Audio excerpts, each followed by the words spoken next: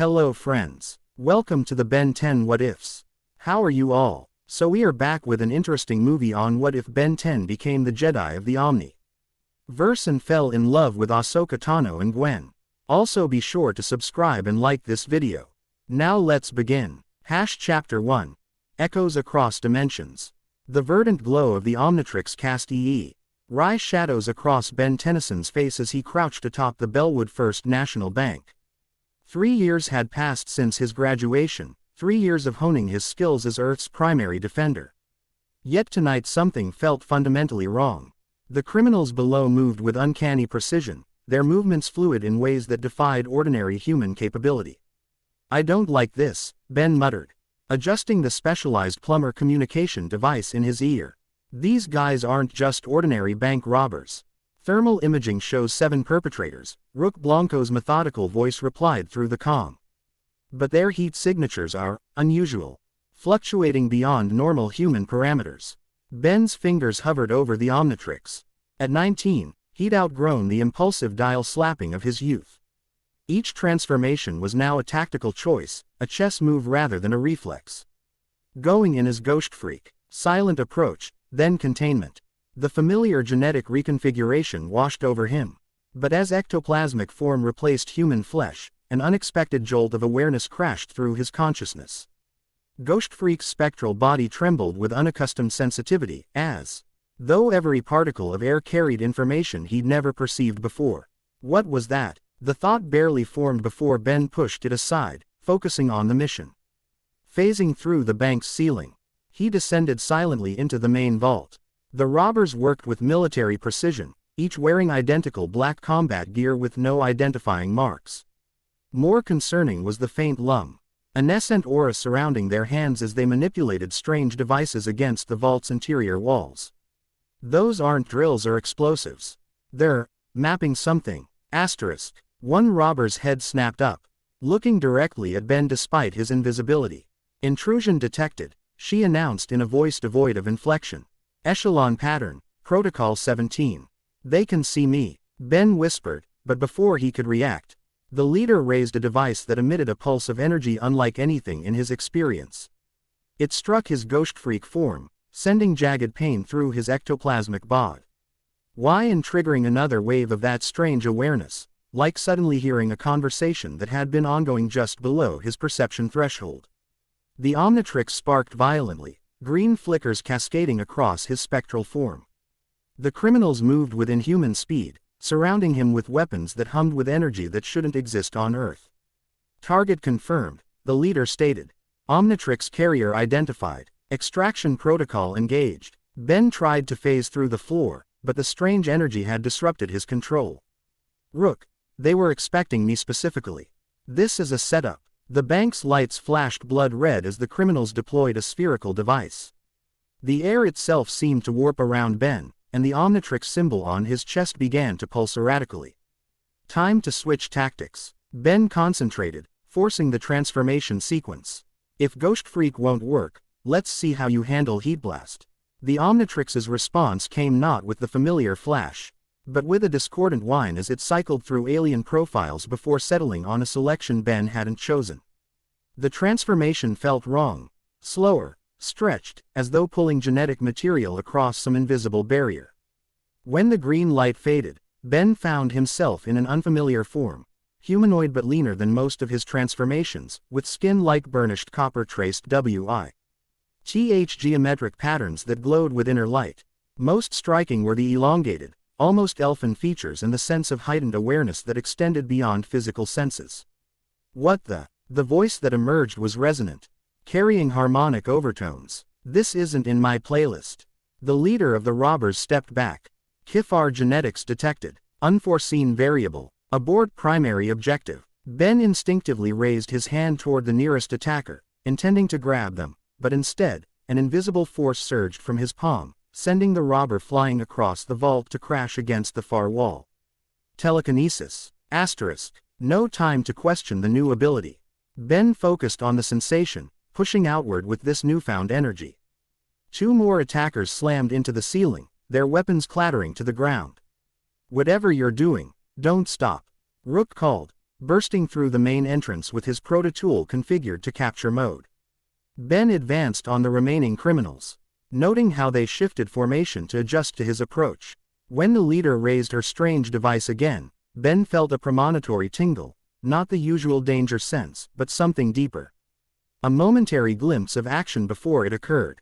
He sidestepped precisely as the energy pulse fired, the beam passing harmlessly beside him. "Your timing needs work," Ben quipped, reaching out with his new telekinetic ability to wrench the device from her grasp. The leader's eyes narrowed, timeline convergence progressing faster than predicted. Fall back to extraction points. Before Ben or Rook could reach them, the remaining criminals activated personal devices on their wrists. The air around each of them shimmered with a distortion that reminded Ben uncomfortably of Professor Paradox's time manipulation, but different. Like space itself was folding rather than time. "Don't let them." Ben lunged forward, but his hand passed through empty air as the last robber vanished. Only the unconscious members of their team remained. The Omnitrix symbol pulsed on his chest, and Ben felt the transformation begin to destabilize. Normally he could maintain alien form for hours, but this new transformation drained energy at an alarming rate. The copper skin with its geometric patterns began to fade, and Ben returned to human form with a flash of green light. "What just happened?" Rook asked, securing the unconscious criminals with energy cuffs. Ben stared at the Omnitrix, which continued to pulse with an unusual rhythm. "I have no idea. That wasn't any alien I've ever used before. Those weren't any bank robbers I've ever fought. Their technology is unlike anything in the Plumber database," Rook confirmed, examining one of the dropped devices.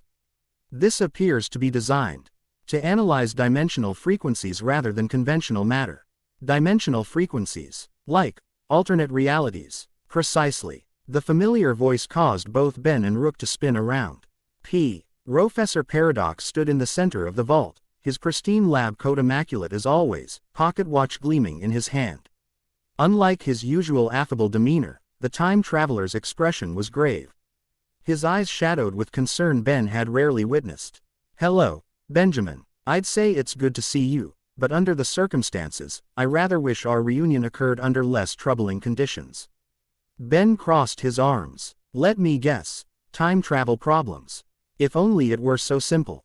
Paradox's smile was thin. "What we're facing involves more than mere temporal distortions. The very fabric separating distinct universes is beginning to fray." "That explains my new transformation," Ben said. It felt like the Omnitrix was reaching farther than usual. "Indeed." Paradox approached, examining the Omnitrix without touching it.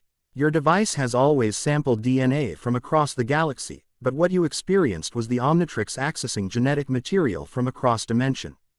Boundaries. Something its creator never fully intended, though Azimuth always builds with more foresight than even he acknowledges." Rook finished securing the crime scene and joined them. "Professor, the technology these criminals were using is not from your reality, nor from any adjacent dimensional plane." Paradox finished. "They serve entities that exist beyond conventional space-time, beings that feed on the energy released when realities collide." A chill ran down Ben's spine. "So they weren't robbing the bank. They were, what? Testing me, confirming your existence, more precisely." Paradox's pocket watch chimed, and he frowned at its face. "We don't have much time. The dimensional breaches are accelerating. Benjamin, your Omnitrix serves as an anchor point across multiple realities due to its unique quantum signature. That makes you both a target and potentially our greatest asset." Before Ben could respond, the Omnitrix flared with green light, its surface reconfiguring without Ben's input. A holographic display erupted above the dial, showing not the usual alien selection interface but a swirling map of interconnected light points. "What's it doing now?" Ben asked, watching the unfamiliar patterns shift. "Adapting," Paradox replied. "The Omnitrix was designed to evolve in response to exceptional circumstances. It's mapping dimensional coordinates, including some that shouldn't be accessible." The hologram stabilized, revealing a complex web of light points with one pulsing node at its center. Several pathways glowed brighter than others, like rivers of light connecting distant stars. "I need to show you something, Benjamin," Paradox said quietly. "Something that will help you understand what we're facing." The time traveler placed his hand near the Omnitrix, Careful not to make contact. With your permission. Ben hesitated only briefly before nodding. Do what you need to do. Rook, I suggest you step back, Paradox warned. This may be disorienting for bystanders. As Rook retreated to a safe distance, Paradox's pocket watch began to glow with the same energy that surrounded him during temporal jumps. The light synchronized with the Omnitrix's pulsing, creating a harmonic resonance that made the air shimmer. Close your eyes, Benjamin, Paradox instructed. And open your mind. Ben complied, darkness replacing the vault's interior. For a moment, there was only the sound of his own breathing, then a cascade of sensations overwhelmed him. Images flashed behind his eyelids, stars exploding in slow motion, civilizations rising and falling in the span of heartbeats, beings of pure energy engaged in cosmic battles across the void between universes. And through it all, a persistent thread of awareness, a sense of something fundamental binding these disparate realities together. Not gravity, not electromagnetic forces, but something more basic, an energy field generated by all living things, connecting them across space, time, and dimension. What you're experiencing, Paradox's voice echoed from everywhere and nowhere, is what some realities call the Force. In your universe, it exists but remains largely untapped, a potential rather than an active principle. In others, it forms the foundation of entire civilizations. The visions shifted, focusing on a particular reality. Ben saw figures wielding blades of pure energy, moving objects with their minds, sensing the future before it arrived. The abilities matched what he'd experienced in his new transformation. Your Omnitrix has sampled genetic material from Force-sensitive species. Paradox continued, but the dimensional barriers should have prevented full access to such abilities. The fact that you transformed successfully indicates those barriers are collapsing faster than anticipated. The vision zoomed into a specific conflict, a massive war spanning galaxies, with armies of white-armored soldiers battling alongside robed figures with glowing swords against mechanical opponents. One figure stood out, a young Togruta female, her distinctive montrals and head-tails marking her species, twin lightsabers flashing as she fought with extraordinary skill and determination. Ahsoka Tano, Paradox identified. Once a Jedi Knight from a galaxy far distant from your own. She's been displaced from her timeline by the same dimensional disruptions affecting your Omnitrix. The vision showed Ahsoka being pulled from a decisive moment in battle, disappearing in a flash of light that tore the fabric of her reality. Her form tumbled through a SWIRLING void of conflicting dimensional energies, lightsabers blazing against the chaos surrounding her. She now drifts in the space between dimensions, Paradox said grimly. Fighting to survive, Una. Aware that her fate is intertwined with yours. The vision abruptly collapsed, leaving Ben gasping as his eyes snapped open. The bank vault materialized around him, Rook's concerned face hovering nearby. Though it seemed hours had passed in the span of seconds. You okay, Ben? Rook asked, steadying him. Yeah, just. Ben shook his head, trying to clear the lingering echoes of countless realities from his mind. That was intense. Paradox stood watching him carefully. What you experienced is merely the prelude, I'm afraid. The entities behind tonight's attack, they call themselves the Void Dominion, seek to accelerate the collapse of dimensional barriers for their own consumption. If they succeed, entire realities will be destroyed, including this one. So what do we do? Ben asked, his voice steadier than he felt. First, you must master your new abilities. Paradox gestured to the Omnitrix. The Force-sensitive transformations will be essential in the coming conflict. Second, we need to locate and retrieve Ahsoka Tano from the dimensional void. Her knowledge of the Force, combined with your Omnitrix, may provide our best chance at stabilizing the multiverse. And how CTLY am I supposed to find someone lost between dimensions? Paradox smiled, some of his usual enigmatic humor returning. As it happens, the Omnitrix is already calibrating to her unique energy signature. You've always had a talent for being in the right place at precisely the right moment, Benjamin. Before Ben could question this cryptic statement, a thunderous boom shook the building. Outside, the night sky fractured with crackling energy as a rift opened above downtown Bellwood. It appears our timetable has accelerated, Paradox observed. The Void Dominion doesn't waste time. Ben activated the Omnitrix. cycling through his familiar roster of aliens. Let me guess. We need to close that thing before something worse comes through. Precisely. Though I should warn you. The Vault-T door burst open as plumber agents rushed in, led by Magister Tennyson. Ben, we've got reports of spatial anomalies opening across the city, Max called, then noticed Paradox. Professor, I should have known you'd be involved when time-space starts misbehaving.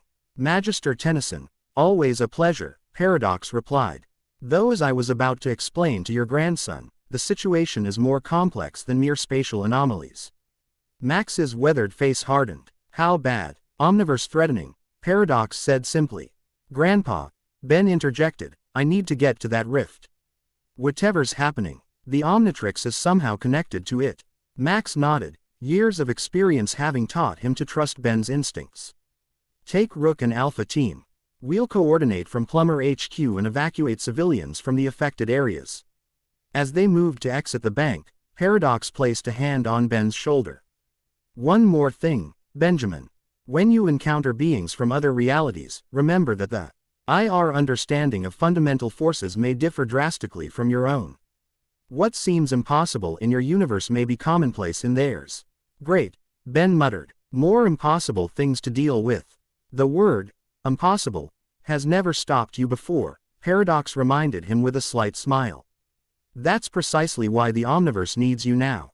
Outside, the dimensional rift had grown, its edges crackling with energy that shifted through colors no human eye was meant to perceive. Citizens of Bellwood fled as objects near the anomaly began to float upward, gravity itself distorting around the breach. Ben raised the Omnitrix, cycling to the unfamiliar transformation he'd experienced earlier. Time to see what this new guy can really do. The transformation washed over him, skin with luminous geometric patterns replacing human flesh once more. This time, Ben focused on the sensations accompanying the change, the expanded awareness, the connection to something vast and ancient flowing through and around him. What do you call this one? Rook asked, configuring his proto-tool for the unknown threat ahead. Ben considered briefly. Force field, he decided, feeling name resonate with his new form's abilities. Let's see if we can close that rift before whatever's on the other side decides to join us for dinner. They raced toward the dimensional breach, vehicles converging from all directions. As they approached, Ben felt his new form's senses extending outward, perceiving currents and eddies in the fabric of reality itself. The rift is unstable, he called to Rook. It's not just opening to one place, it's cycling through multiple dimensional coordinates. Can you close it? I can try. Ben reached out with his newfound abilities, attempting to grasp the edges of the breach. The energy responded to his touch, coiling around his extended consciousness like curious serpents testing a potential threat. As he worked to understand the rift's nature, a pulse of energy surged from its center. Ben barely had time to throw up a telekinetic shield before the shockwave hit, sending vehicles and debris flying. His shield protected Rook and nearby plumbers, but the effort strained his control of the unfamiliar powers. Something's coming through, Ben warned, feeling a disturbance in the energy field surrounding the rift. The air within the breach shimmered, and a figure tumbled out, orange-skinned with distinctive white and blue head tails, clutching two cylindrical objects. She hit the ground in a controlled roll despite the chaotic emergence, immediately springing to a defensive stance with twin beams of energy igniting from the cylinders in her hands. Ahsoka Tano, Ben breathed, recognizing her from Paradox's vision. The Togruta warrior spun to face him, eyes widening at his force field form. Kifar, she questioned, her stance not relaxing. Where am I? What happened to the battle? Before Ben could respond, the rift pulsed again. This time, the figures emerging were unmistakably hostile, armored humanoids with the same equipment as the bank robbers, but in greater numbers and carrying more substantial weaponry. Void Dominion scouts, Ben called to Rook, same as at the bank. Ahsoka shifted her stance, assessing the new threat with the practiced eye of a veteran combatant. Without hesitation, she moved to position herself alongside Ben, clearly identifying the armored figures as enemies. I don't know what's happening, she said tersely, but those aren't separatists or clones. Their presence in the force feels wrong. You're in another dimension, Ben explained quickly. Those things are trying to collapse the barriers between realities. To her credit, Ahsoka accepted this extraordinary I-N formation with only a slight narrowing of her eyes. Then we stop them before they succeed. I assume you're on defense detail. Something like that, Ben replied, impressed by her adaptability. I'm Ben, by the way. The blue guy with the fancy gun is Rook. Plumber Special Task Force, Rook added, firing precision shots that the Void Scouts somehow anticipated and dodged with unnatural speed. Ahsoka nodded once, then launched into action with breathtaking efficiency. Her lightsabers sliced through the air, intercepting energy bolts from the Scouts' weapons and reflecting them back with pinpoint accuracy. Her movements flowed with a grace that spoke of years of disciplined training, each step and strike precisely calculated yet appearing effortless. Ben found himself momentarily entranced by her fighting style before shaking himself back to focus. Reaching out with force field's abilities, he grasped 3 scouts telekinetically and slammed them together, their armor cracking under the impact. Ahsoka spared him a surprised glance. You're force sensitive. Your technique is unusual. New at this, Ben admitted, deflecting an energy blast with a hastily constructed telekinetic shield. Still figuring out the controls. Working in tandem, they pushed forward toward the rift while Rook and the plumbers provided covering fire. The scouts fought with coordinated precision, clearly attempting to establish a perimeter around the breach. They're trying to stabilize it, Ahsoka realized, her heightened senses picking up the pattern. These aren't just soldiers, they're technicians. Ben nodded. Can you keep them busy while I try something? Without waiting for confirmation, he dashed forward, using telekinetic bursts to propel himself over the Void Scouts' defensive line. Reaching the edge of the rift, he extended both hands toward the swirling energy, attempting to draw upon Forcefield's abilities to manipulate the dimensional fabric. The moment his consciousness touched the rift's structure, Ben gasped as information flooded his mind. Coordinates across the Omniverse, pathways between realities, the precise frequencies needed to traverse dimensional barriers. The Omnitrix symbol on his chest pulsed, apparently downloading this cosmic cartography for future reference. Interesting approach, Ahsoka commented, appearing beside him after cutting through several scouts with acrobatic precision. But I don't think pulling on it is helping. I'm not trying to pull it closed, Ben explained, sweat beading on his copper brow. I'm trying to redirect it. Understanding dawned in Ahsoka's eyes. You're changing its exit point. Exactly. If I can send it somewhere uninhabited. A massive energy blast interrupted his concentration as the Void Scouts deployed a heavier weapon. Ahsoka spun, lightsabers creating a defensive blur that somehow absorbed the incoming energy. Whatever you're doing, do it faster, she urged. They're calling reinforcements. Ben redoubled his efforts, feeling Forcefield's abilities resonate with the rift's dimensional frequency. The breach began to change color, its destination coordinates shifting under his mental guidance. Almost. Got it, he grunted, the strain of manipulating fundamental forces taxing his transformation to its limits. With a final surge of concentration, Ben locked the rift's exit point to an uninhabited dimensional pocket he'd glimpsed during his manipulation. The breach flashed brilliantly, then began to contract, pulling the remaining Void Scouts back toward its center with irresistible force. It's collapsing, Rook shouted. Everyone back. Ben and Ahsoka retreated as the rift imploded, compressed energy radiating outward in a harmless but spectacular display of HT before winking out of existence entirely. Where the dimensional breach had been, only empty air remained, the laws of physics reasserting themselves over the affected area. The Omnitrix symbol on Ben's chest began flashing red, indicating imminent timeout. With a flash of green light, Forcefield disappeared, leaving 19-year-old Ben Tennyson standing in his place, unexpectedly exhausted from the transformation's energy demands. So, Ahsoka said, deactivating her lightsabers but keeping the hilts ready in her hands, you change forms. Yeah, that's kind of my thing, Ben replied, leaning slightly against a nearby car to steady himself. Welcome to Earth, Dimension C-137. Ahsoka glanced around at the unfamiliar cityscape, the plumber agents securing the area, and the Kyriu's onlookers recording the incident with their phones from behind police barriers. This isn't the strangest situation I've found myself in, she decided after a moment. Though it's definitely in the top 5. Before Ben could respond, His vision blurred unexpectedly. Images assaulted his consciousness. A temple in flames, mechanical soldiers marching across a battlefield, a man in black armor with mechanical breathing. A single red lightsaber cutting through darkness. The visions came with overwhelming emotional context. Betrayal, determination, loss, and a steadfast refusal to surrender to despair. When his vision cleared, Ben found Ahsoka studying him intently, her expression unreadable. "You saw something," she stated, not a question. "I think I saw your past," Ben ventured, unsure how to describe the experience.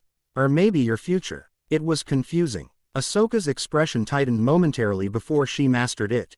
A Force vision, unusual for someone with your limited training to experience one so vividly.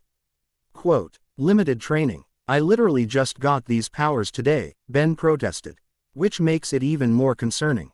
Her tone became professional, masking whatever emotions the revelation had stirred. "Where can we speak privately? If dimensional barriers are collapsing, we have more pressing concerns than my personal timeline." Rook approached, holstering his proto-tool. "Plumber HQ would be secure. Magister Tennyson is expecting a full debriefing. And Professor Paradox will want to talk to you," Ben added, his strength returning as the Omnitrix recharged. "He's the one who told me to find you." "Professor Paradox," Ahsoka repeated. "Another Jedi Master." Ben laughed despite the situation. "Not exactly. More like a time-traveling scientist. WHO speaks in riddles and shows up whenever the universe is about to end." "Sounds like someone I used to know," Ahsoka remarked, a faint smile touching her lips for the first time since her arrival. As they headed toward the plumber vehicles, Ben noticed Ahsoka studying the Omnitrix with undisguised curiosity. "That device," she said quietly. "It's the source of your transformation ability." "The Omnitrix," Ben confirmed. "It contains DNA samples from thousands of alien species across the galaxy. Or, well, it used to be just this galaxy. Apparently now it's sampling from across dimensions too, including Force-sensitive beings," Ahsoka noted. "Interesting. In my experience, technologies that interact with the Force often have unexpected consequences." Ben laughed dryly. "Welcome to my life. Unexpected consequences are basically my morning coffee." For the first time, Ahsoka's serious demeanor cracked into a genuine, if small, smile. "I have a feeling we're going to get along, Ben Tennyson." Back at Plumber headquarters, Max Tennyson coordinated the response to multiple dimensional breaches that had appeared simultaneously across the globe. Holographic displays showed incidents in Tokyo, Cairo, and the Amazon rainforest, all successfully contained, but pointing to a coordinated effort by the Void Dominion. "All sites report the same pattern," Magister Patelade announced, his fish-like features frowning at the data. "Brief incursion, minimal engagement, then withdrawal. It's like they're testing our defenses. Or mapping our reality," Professor Paradox suggested, appearing silently beside Max's command chair. "Preparing for something larger." Max, long accustomed to Paradox's sudden appearances, merely nodded. "Ben and Rook are bringing in someone you mentioned might help, Ahsoka Tano." "Indeed." Paradox checked his pocket watch.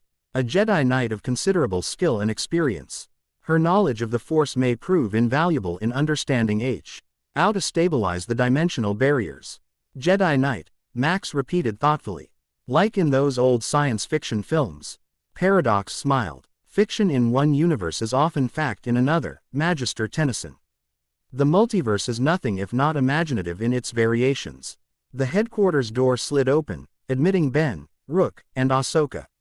The Togruta warrior took in the advanced technology and diverse alien species staffing the facility with well-controlled surprise, her posture remaining alert but not overtly defensive. "Ah, excellent timing," Paradox greeted them. "Ahsoka Tano, welcome to Earth. I apologize for the rather abrupt nature of your dimensional relocation." Ahsoka studied the time traveler carefully. "You're Professor Paradox. Ben mentioned you. You knew I would be pulled from my reality." "I observed the possibility," Paradox clarified. "The collapse of dimensional barriers follows certain patterns, like rivers finding the path of least resistance. Your particular, our timeline stood at a critical junction point where such a breach was all but inevitable." "You could have warned me," she noted, her tone neutral but pointed. "Sadly, direct intervention in your Reality was impossible without accelerating the very collapse we're trying to prevent. Paradox's expression turned apologetic. Rest assured, if we succeed in our task, you'll have the option of returning to your proper time and place. This seemed to satisfy Ahsoka, who nodded once before addressing the broader group. I've dealt with interdimensional travel before, though not quite this extensive. What exactly are we facing? Max gestured to the central holographic display, which shifted to show the data collected from the various incursions. We're calling them the Void Dominion-based O.N. communications intercepted during today's events. They appear to be systematically targeting specific points where our dimension connects to others. The dimensional equivalent of fault lines, Paradox added. Stress points where reality is already somewhat malleable. Ben, who had been uncharacteristically quiet, suddenly straightened. That's why they were at the bank. The vault must sit on one of these fault lines. Precisely, Paradox confirmed. And why they were so interested in you, Benjamin. The Omnitrix serves as something of a dimensional anchor point due to its unique quantum signature. Ahsoka stepped forward, examining the holographic data with a tactician eye. In my experience, when facing an enemy with superior positioning and unknown capabilities, intelligence gathering becomes the priority. Agreed, Max said, but we're dealing with entities from outside our dimensional understanding. Our standard methods may not apply. Which is where Ben's new transformation comes in, Paradox interjected. Force field, as you've named it, possesses abilities that transcend conventional physical limitations. Combined with Ahsoka's training in the Force, you may be able to perceive aspects of the Void Dominion strategy invisible to our technology. Ben activated the Omnitrix, studying its display. The weird thing is, Force field isn't showing up in my regular playlist. It only appeared when those Void guys hit me with that energy pulse. The pulse likely resonated with dormant genetic material already present in the Omnitrix, Paradox theorized. Materia from Force-sensitive species across multiple realities that the device had cataloged but never fully integrated due to dimensional barriers. So the Omnitrix is evolving, Rook observed. Adapting to the multiversal threat. As it was designed to do, Paradox confirmed. Azimuth built more contingencies into his creation than even he acknowledges. Ahsoka, who had been listening intently, addressed Ben directly. Your transformation, force field, was it? The abilities you demonstrated are similar to those of a Jedi, but the technique is unrefined. Yeah, I was kind of making it up as I went along, Ben admitted. I could help you, she offered. The principles of force manipulation I've trained in might translate to your transformation's abilities. Training a Jedi Omnitrix wielder, Max mused. That's certainly not something I expected when I woke up this morning. Ben's expression brightened at the prospect. So I get cool space wizard powers and alien transformations. Sign me up. Ahsoka's lips quirked in amusement.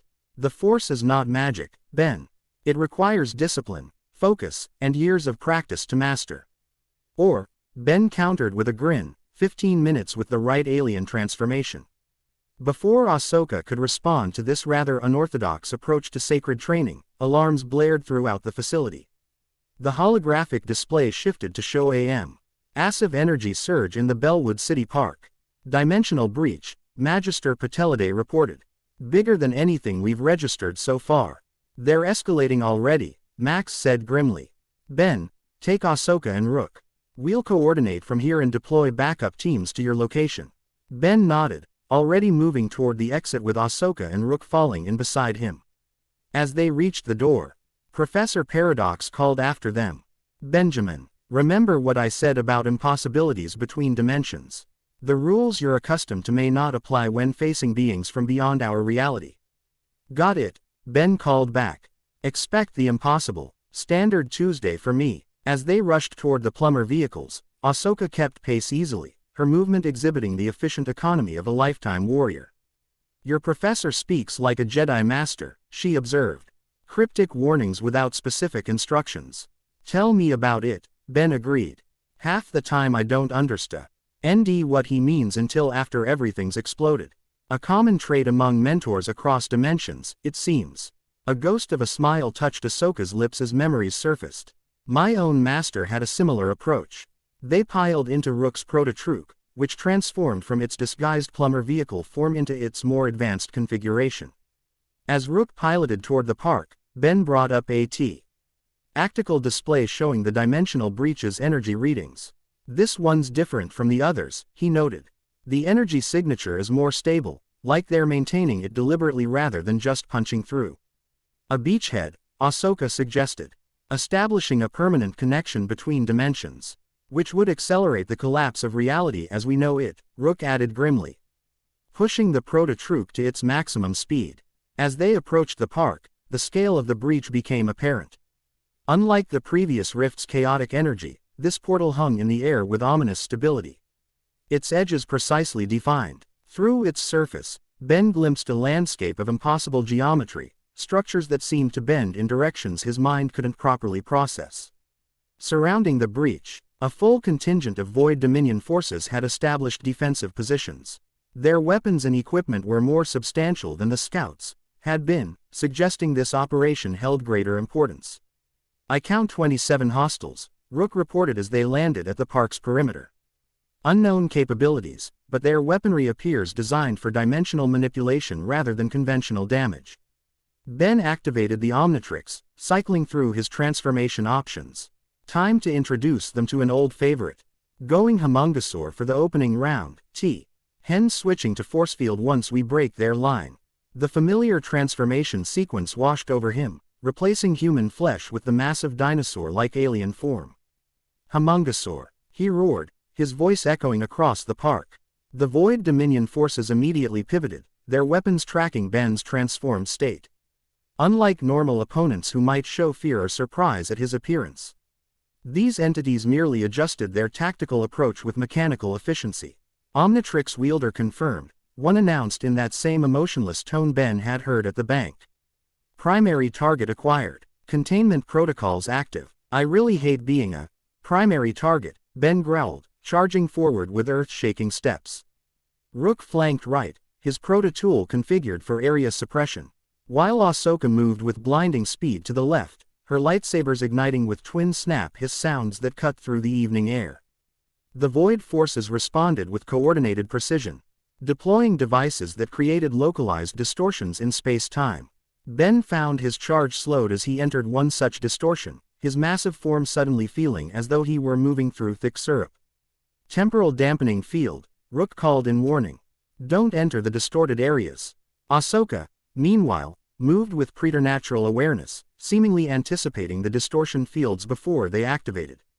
She leapt and spun between them, her lightsabers cutting through Void technology with surgical precision. These aren't living beings, she called to Ben. I sense an life force within the armor, they're drone proxies of some kind. This explained their lack of emotional response and perfect coordination. Ben adjusted his strategy, using Homungosaur's strength uproot a nearby tree and swing it in a wide arc, clearing a path through the drone formation without entering the dampening fields. As they pushed closer to the breach, the nature of the Void Dominion's operation became clearer. The drones were placing stabilization devices around the portal's perimeter, apparently preparing for something larger to emerge. We need to disrupt those stabilizers.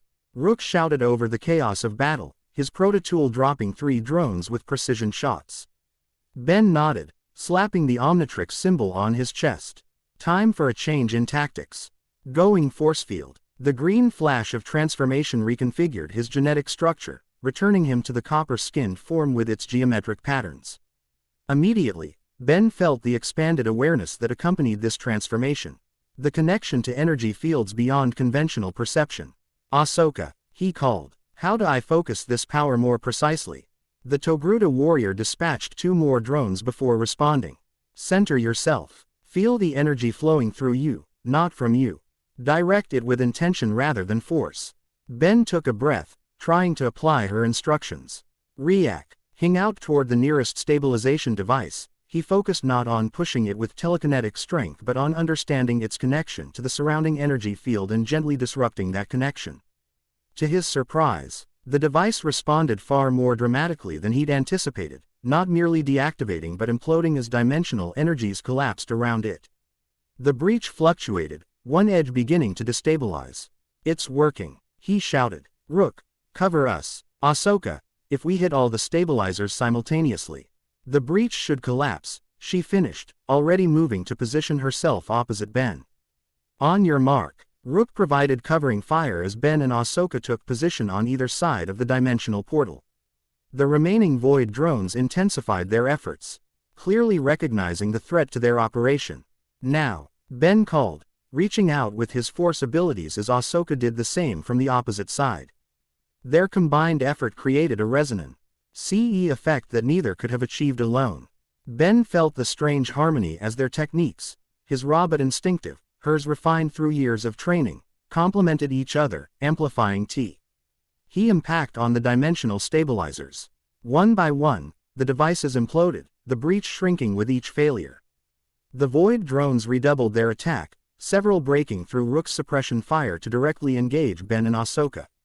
Keep focusing on the stabilizers, Ahsoka instructed, deflecting energy blasts while maintaining her concentration on the breach. I'll handle the drones. Ben nodded, pouring more energy into disrupting the remaining devices. As the last stabilizer failed, the breach began to collapse inward, its carefully maintained structure unraveling. Something Seeve shifted in the space beyond the portal, a presence so alien that Ben's mind struggled to comprehend its form. A tendril of void black energy lashed out through the destabilizing breach, targeting Ben specifically. Look out! Rook shouted in warning. Before Ben could react, Ahsoka was there, lightsabers crossed to intercept the tendril. Energy crackled as force-imbued plasma met interdimensional matter, neither yielding initially. Close it now, Ahsoka commanded through gritted teeth, her arms trembling with the effort of holding back the entity's probe. Ben redoubled his focus, drawing deeper on force-field's abilities than he had before. The Omnitrix symbol pulsed rapidly on his chest as he channeled energy directly into the collapsing breach, accelerating its dissolution.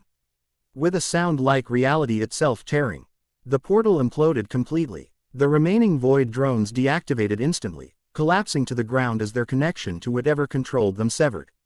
Ahsoka deactivated her lightsabers, breathing heavily from the exertion. That was not a drone. You felt it too? Ben asked, allowing his transformation to fade, returning to human form. That presence in the breach. She nodded gravely. Whatever the Void Dominion serves, it's ancient and powerful. The darkness I sensed rivals anything I've encountered before. Rook joined them, his proto-tool scanning the fallen drones. These units appear to be transmitting data even in their deactivated state. We should secure them for analysis. As plumber reinforcements arrived to contain the scene, Ben found himself replaying the final moments before the breach collapsed, that alien presence reaching specifically for him, and Ahsoka's instantaneous defense.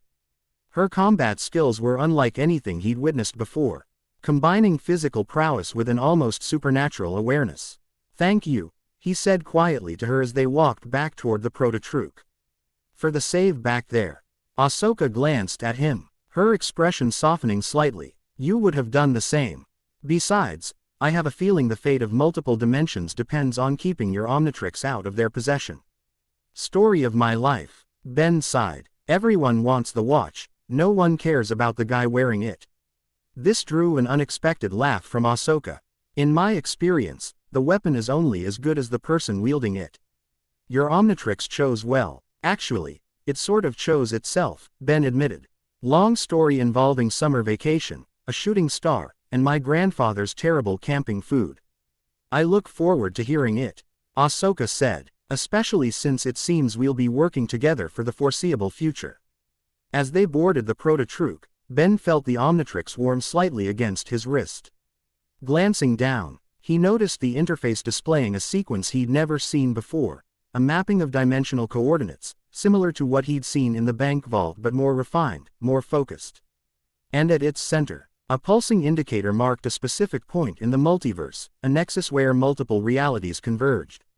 I think, Ben said slowly, studying the display, He Omnitrix is trying to tell us something.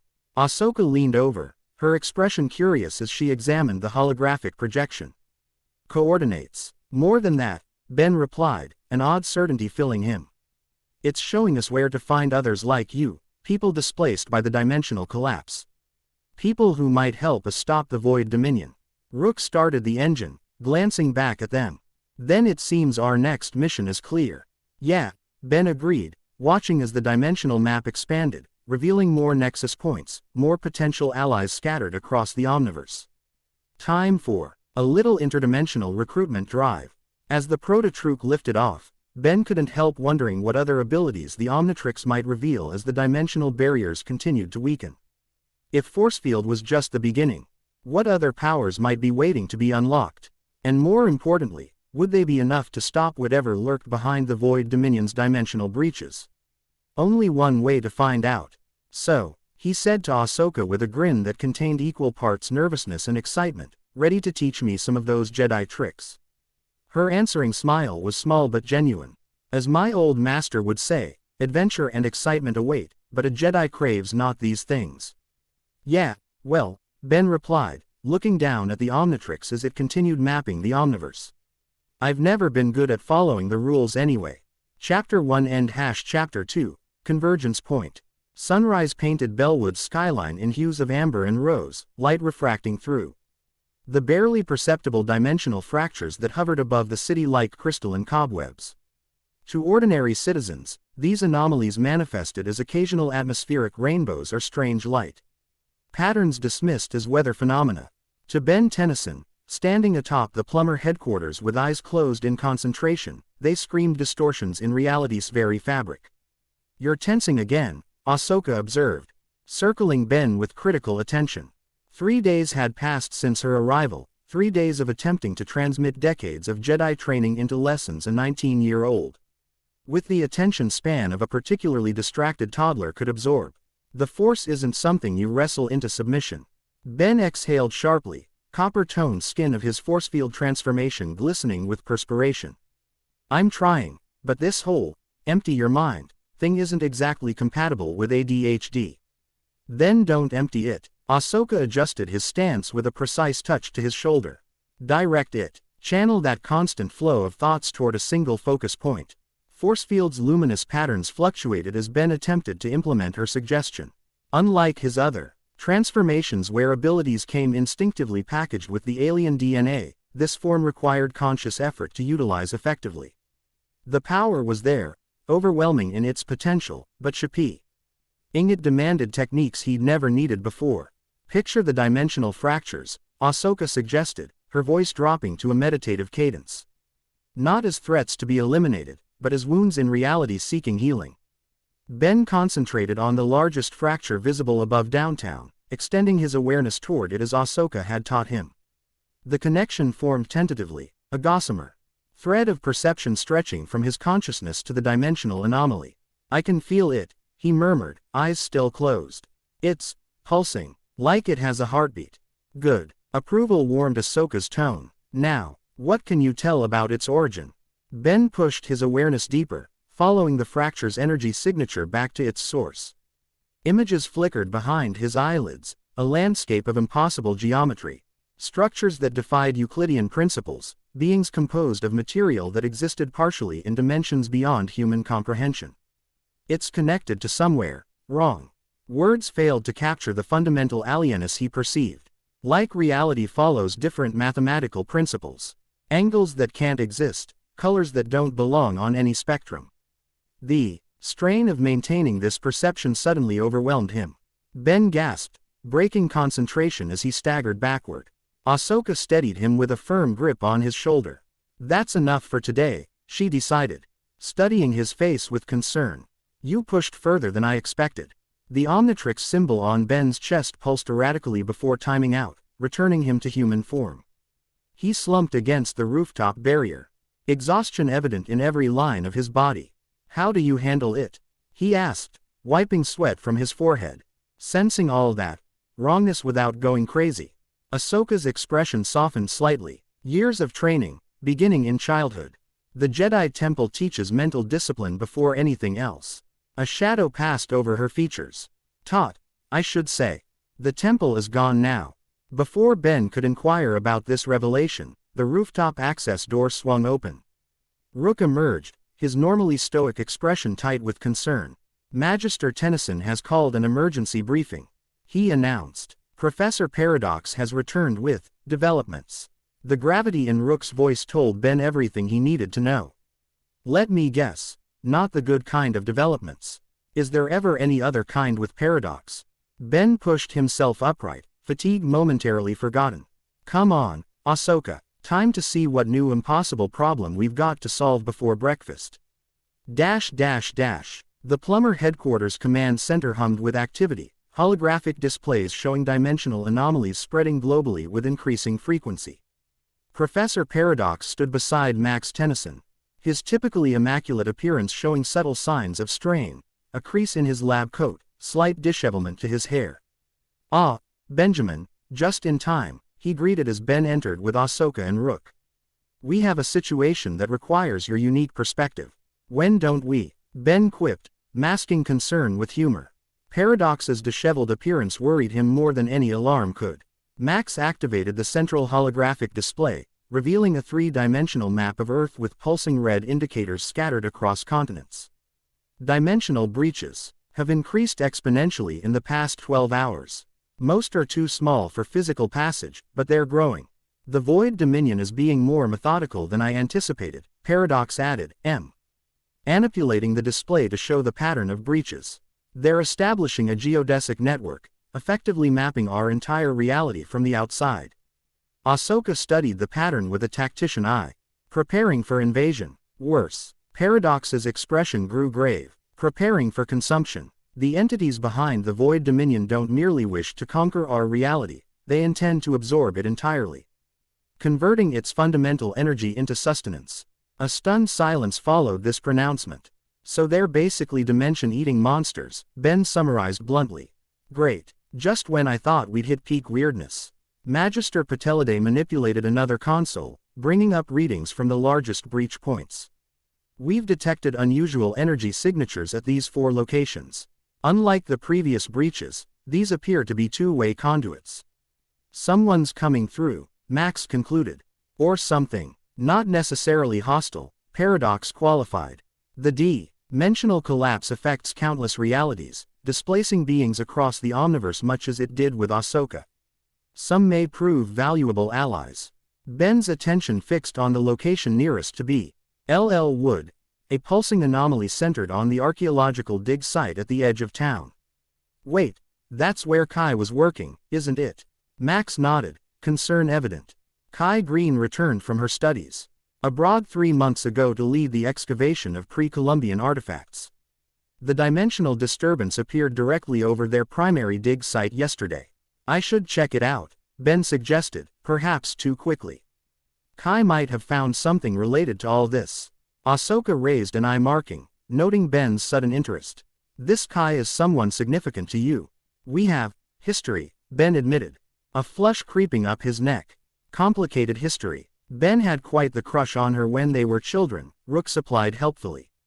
"She rejected him multiple times, then expressed interest years later when—" "Thanks for the recap, buddy," Ben interrupted, glaring at his partner.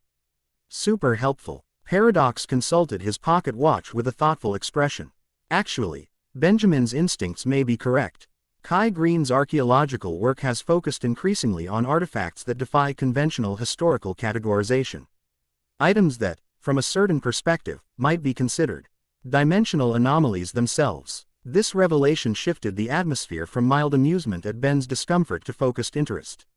"You're saying she might have found something related to previous dimensional incursions?" Max asked. "The walls between realities have thinned occasionally throughout Earth's history," Paradox confirmed. "Leaving behind artifacts, influences, even beings that became integrated into human mythology and folklore. Ms. Green may have uncovered evidence directly relevant to our current crisis." Ben activated the Omnitrix, cycling through transformation options. "Then what are we waiting for? If Kai's dig site is experiencing dimensional breaches, she could be in danger. We'll take a full tactical team," Max decided. "If the Void Domini is targeting these locations specifically, we need to be prepared." "I suggest a more subtle approach initially," Paradox countered. "A large plumber presence might accelerate whatever the Void Dominion is planning. Benjamin, Ahsoka, and Rook should investigate first, with backup nearby if needed." Max reluctantly nodded agreement. "Take the Proto-Troop. Alpha team will maintain position 2 kilometers out, ready to deploy on your signal. And Benjamin," Paradox added as they prepared to depart, remember that artifacts with interdimensional properties may resonate with your Omnitrix in unexpected ways. Proceed with caution. Caution is my middle name, Ben assured him with a confident grin. I thought it was Kirby, Rook noted with genuine confusion. Figure of speech, partner. Ben clapped Rook's shoulder before leading the way toward the vehicle bay. Let's go see what Kai's dug up this time. The proto-truck hovered above the archaeological excavation, cloaking systems engaged to prevent detection. Below, the dig site sprawled across several acres of cleared woodland, white canopies protecting meticulously gridded excavation pits from the elements. Students and researchers moved between stations with purposeful efficiency, unaware of the dimensional anomaly shimmering faintly 20 meters above their central pavilion. Looks normal enough, Ben observed, studying the operation through magnified viewing screens. No void Dominion scouts, no obvious distortions. Appearances can be deceiving, Ahsoka cautioned, her force senses extended toward the site. I detect echoes, as though this place exists in multiple timelines simultaneously. Rook completed his scan of the area.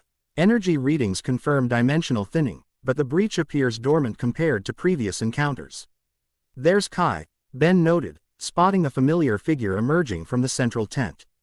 Even at a distance, Kai Green commanded attention. At 20, she moved with the confident grace of someone who had found her purpose early and pursued it relentlessly. Her traditional Navajo-influenced clothing was adapted for fieldwork, practical yet distinctive, marking her as both scientist and someone deeply connected to her heritage. She directed her team with practiced authority, pointing to different sections of the excavation with clear purpose.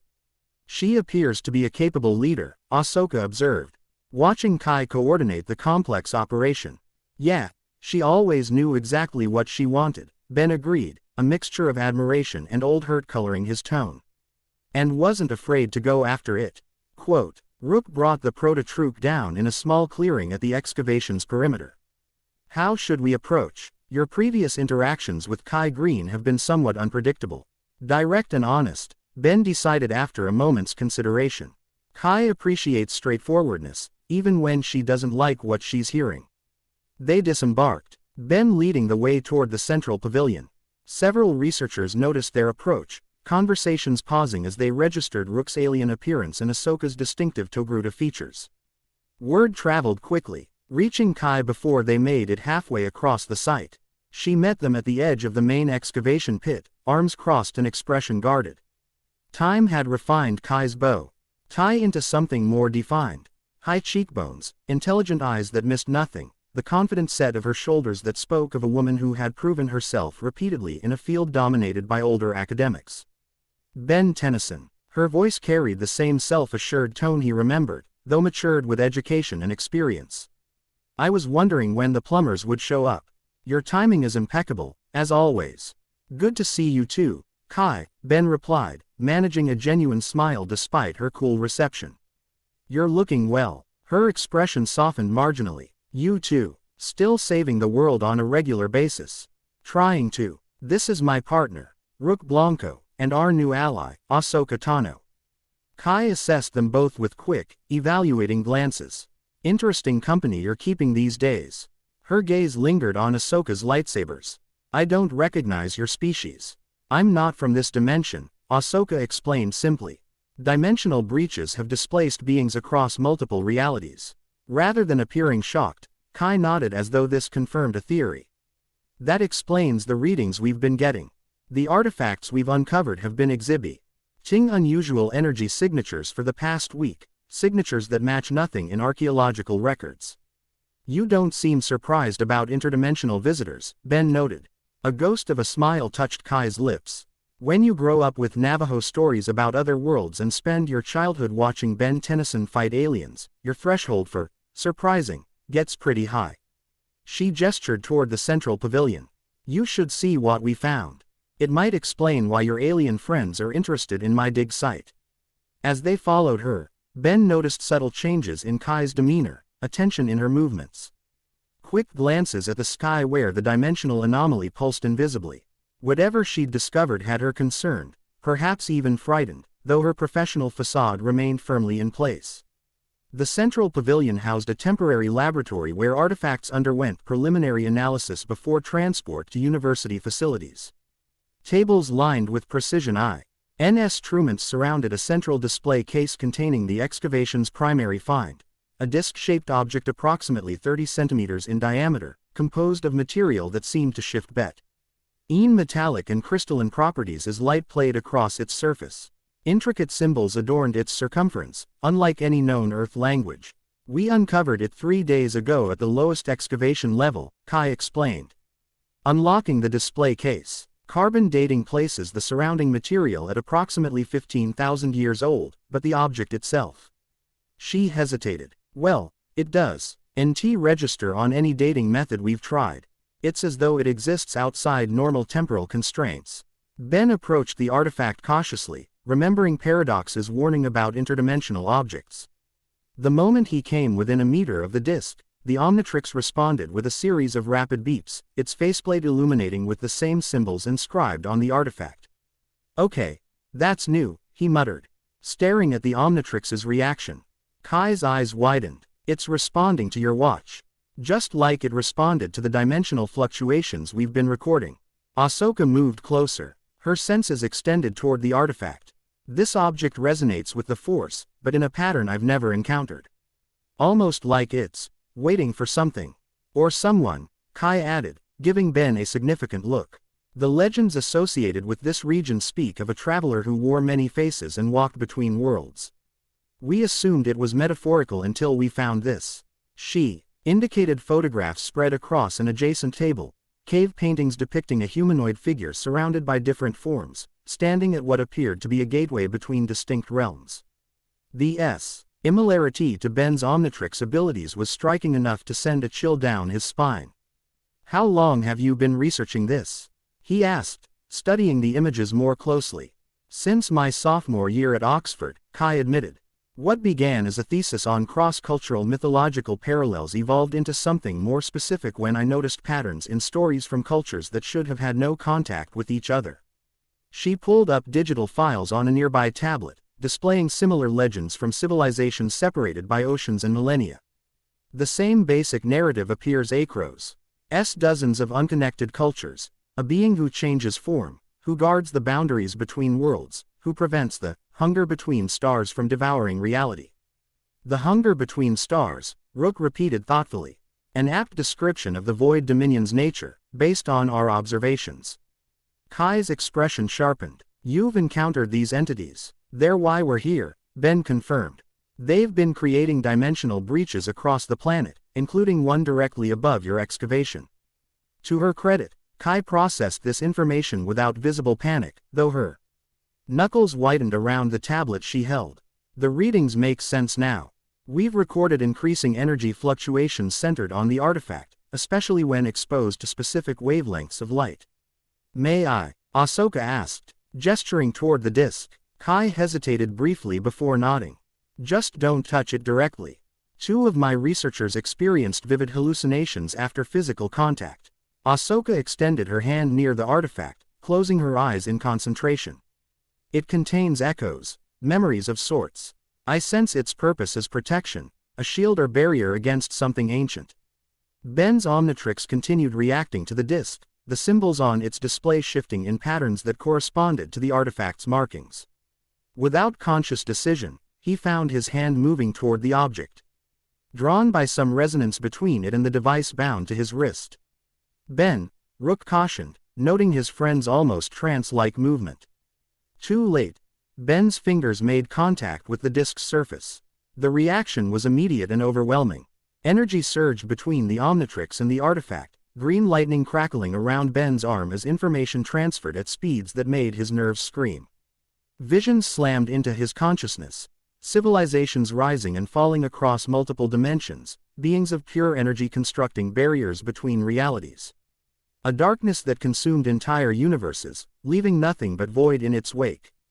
And through it all, figures wearing devices similar to the Omnitrix, standing as guardians at the boundaries between dimensions. Ben. Kai's voice seemed to reach him from an immense distance. Hands grasped his shoulders, pulling him away from the artifact, but the connection had already been established. When his vision cleared, Ben found himself supported between Kai and Ahsoka, the Omnitrix glowing with symbols that hadn't been part of its interface before. What happened? He managed, his voice hoarse as though he'd been screaming. You tell us, Kai demanded, concern breaking through her professional demeanor. You touched the artifact, started convulsing, then collapsed. You were out for almost 2 minutes. I saw. Ben struggled to organize the flood of information that had downloaded directly into his mind. The artifact is some kind of key or record, left by previous Omnitrix wielders.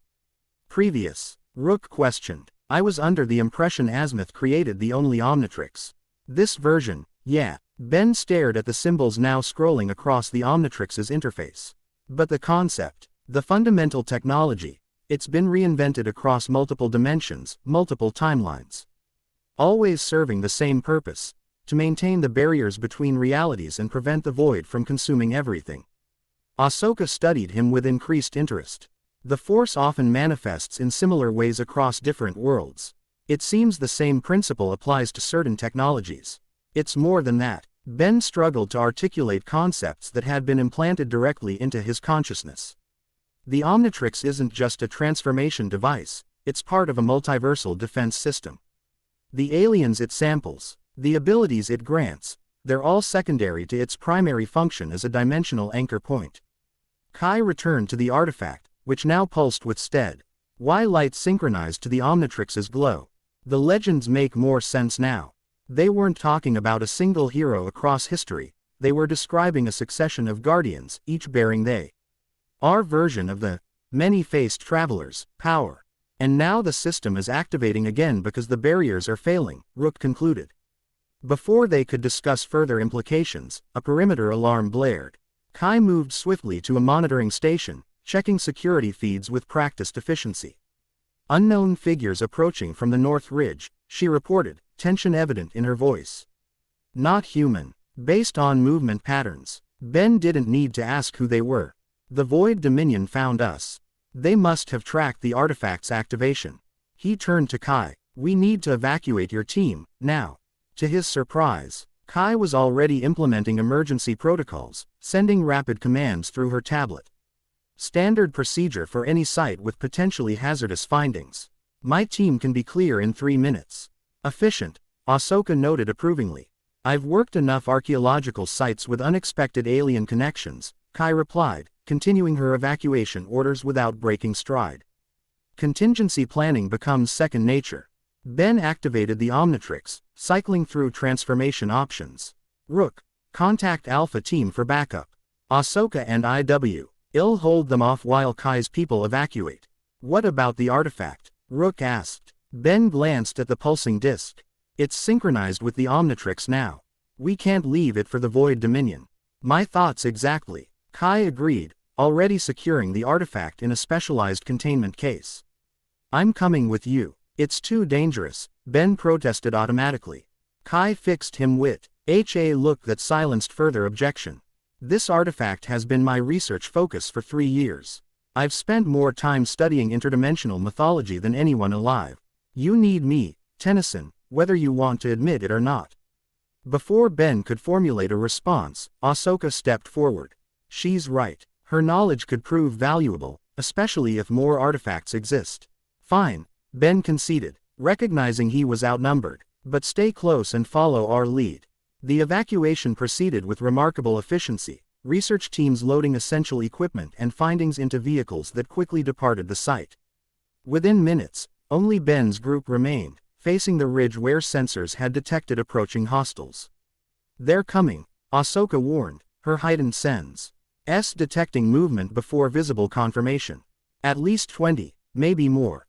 Ben selected his transformation, settling on a familiar favorite. Time to go XLR8. We'll need speed more than power for this one. The transformation washed over him, replacing human form with the sleek, reptilian speedster alien. XLR8, he announced, visor snapping into place. Show off, Kai muttered, though a hint of a smile belied her tone.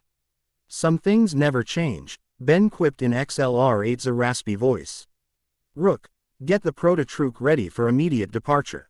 Ahsoka, you and I will run interference.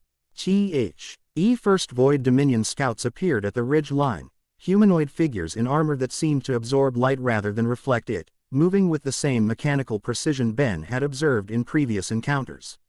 Unlike the earlier scouts, these carried more substantial weaponry, suggesting escalation in their tactical approach. Thereafter the artifact, Ahsoka noted, igniting her lightsabers with twin snap-hiss sounds. "And Ben, 2 for the price of 1, Ben replied. "Lucky them." He accelerated to XLR-8's incredible speed, becoming a blue-black blur as he raced toward the advancing scouts. The first line raised weapons to track his movement, but XLR-8's velocity made targeting nearly impossible. He weaved between energy blasts, striking with precise kicks that sent scouts tumbling down the ridge.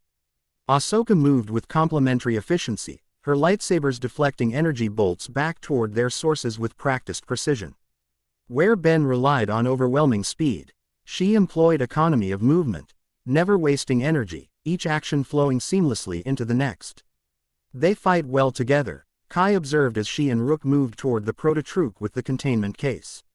"Indeed," Rook agreed. "Ahsoka's training has improved Ben's tactical approach considerably." A scout broke through the perimeter, charging directly toward them. Kai reacted with surprising composure. Drawing a compact device from her belt that expanded into an energy staff, clearly plumber technology. "Grandpa Max thought I might need protection," she explained at Rook's surprised expression. Dropping into a defensive stance. "I've had training." The scout fired, the energy blast deflected by Rook's proto-tool shield configuration. Kai countered with a swift strike from her staff, targeting joint sections in the scout's armor with precision that spoke of extensive practice. "Impressive," Rook noted as the scout collapsed. "I dated Ben Tennyson," Kai replied, resuming their path to the vehicle. Learning self-defense seemed prudent. At the ridge, Ben and Ahsoka pushed back the main force, but more scouts continued to emerge from the tree line. These newcomers deployed OYED devices that emitted pulses of energy, distorting local space-time in patterns similar to their previous encounters. "They're trying to stabilize the breach above the excavation," Ahsoka called. Sensing the dimensional energies shifting.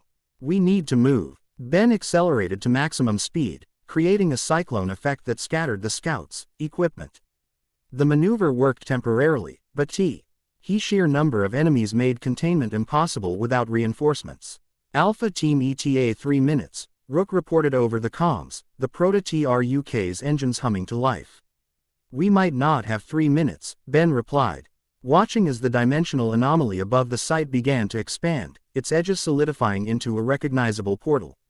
The Omnitrix symbol on his chest suddenly flashed, timing out his transformation without warning. Ben stumbled as he reverted to human form, momentum carrying him forward before he regained balance. "Seriously," he exclaimed, staring at the Omnitrix. "Now is not the time for a timeout."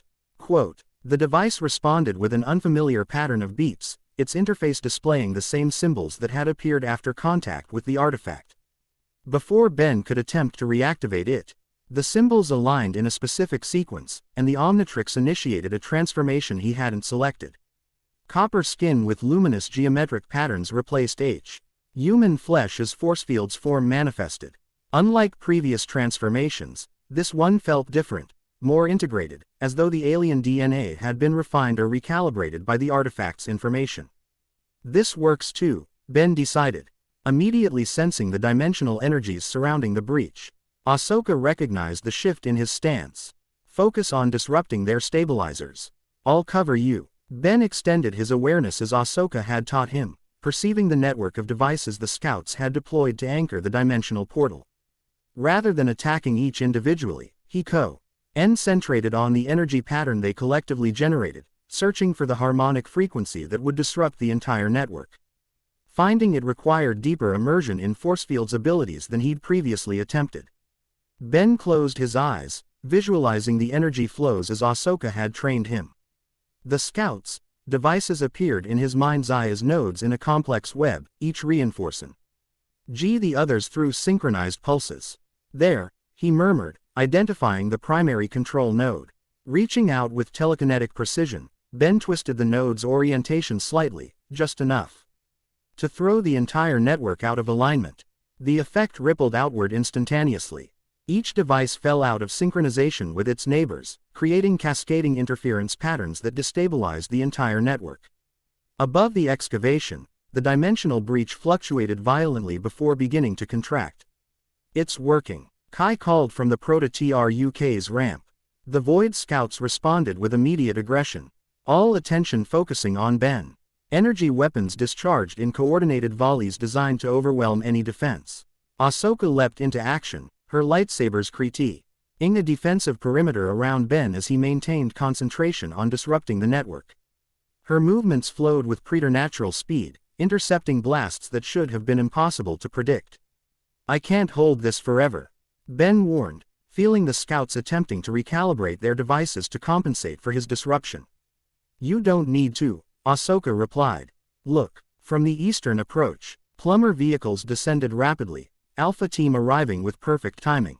Energy weapons deployed from multiple positions, creating a suppression field that forced the Void Scouts to retreat.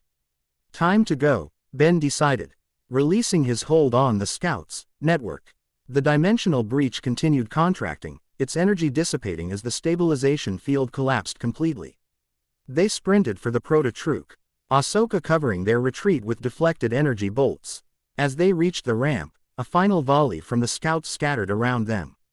One bolt slipped through their defenses, striking the containment case in Kai's hands. The artifact within reacted violently, energy surging through the damaged case.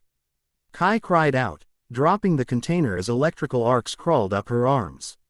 "Kai!" Ben reached her just as she collapsed, catching her before she hit the ground. The containment case burst open, the dimensional artifact pulsing with intense light as it rolled free. Without hesitation, Ben scooped up the artifact with his free arm, supporting Kai with the other as he rushed into the Proto-Truk. Ahsoka followed, deflecting final shots before the ramp closed behind them. "Get us out of here," Ben shouted as Rook took the controls, the vehicle lifting off amid continued weapons fire from the retreating scouts. The Proto-Truk accelerated away from the excavation site, cloaking systems engaging as they gained altitude. Inside, Ben carefully laid Kai across the rear bench, the artifact still clutched in his force field hand. "How bad?" Ahsoka asked, kneeling beside them to examine Kai. "Unconscious but stable," Ben reported, his transformations enhanced senses detecting her life signs. "The artifact's energy surge knocked her out, but her vitals are normal." As if responding to his assessment, the disc pulsed once more before settling into a steady glow synchronized with the Omnitrix symbol on Ben's chest. The connection between them had solidified, though the exact nature of that connection remained unclear. "The dimensional breach is completely dissipated," Rook reported from the pilot's seat. "Alpha Team is securing the excavation site, but the Void Dominion scouts have withdrawn." "They got what they came for," Ben realized grimly. Information about the artifact's activation. They wanted to see how it would interact with the Omnitrix. "A test," Ahsoka agreed. "They're assessing capabilities before committing to a larger operation." Ben looked down at Kai's unconscious form, guilt washing through him. "She warned us not to touch it directly. Should have listened." "Self-recrimination won't help her," Ahsoka noted pragmatically. "Focus on what we learned and how it can help us move forward." The Omnitrix symbol pulsed, initiating the timeout sequence. Ben carefully set the artifact aside before reverting to human form, the transformation's energy drain leaving him momentarily lightheaded. The artifact recognized the Omnitrix, he said after collecting his thoughts. It was designed to activate when in proximity to a compatible device, to transfer information about the multiversal defense system.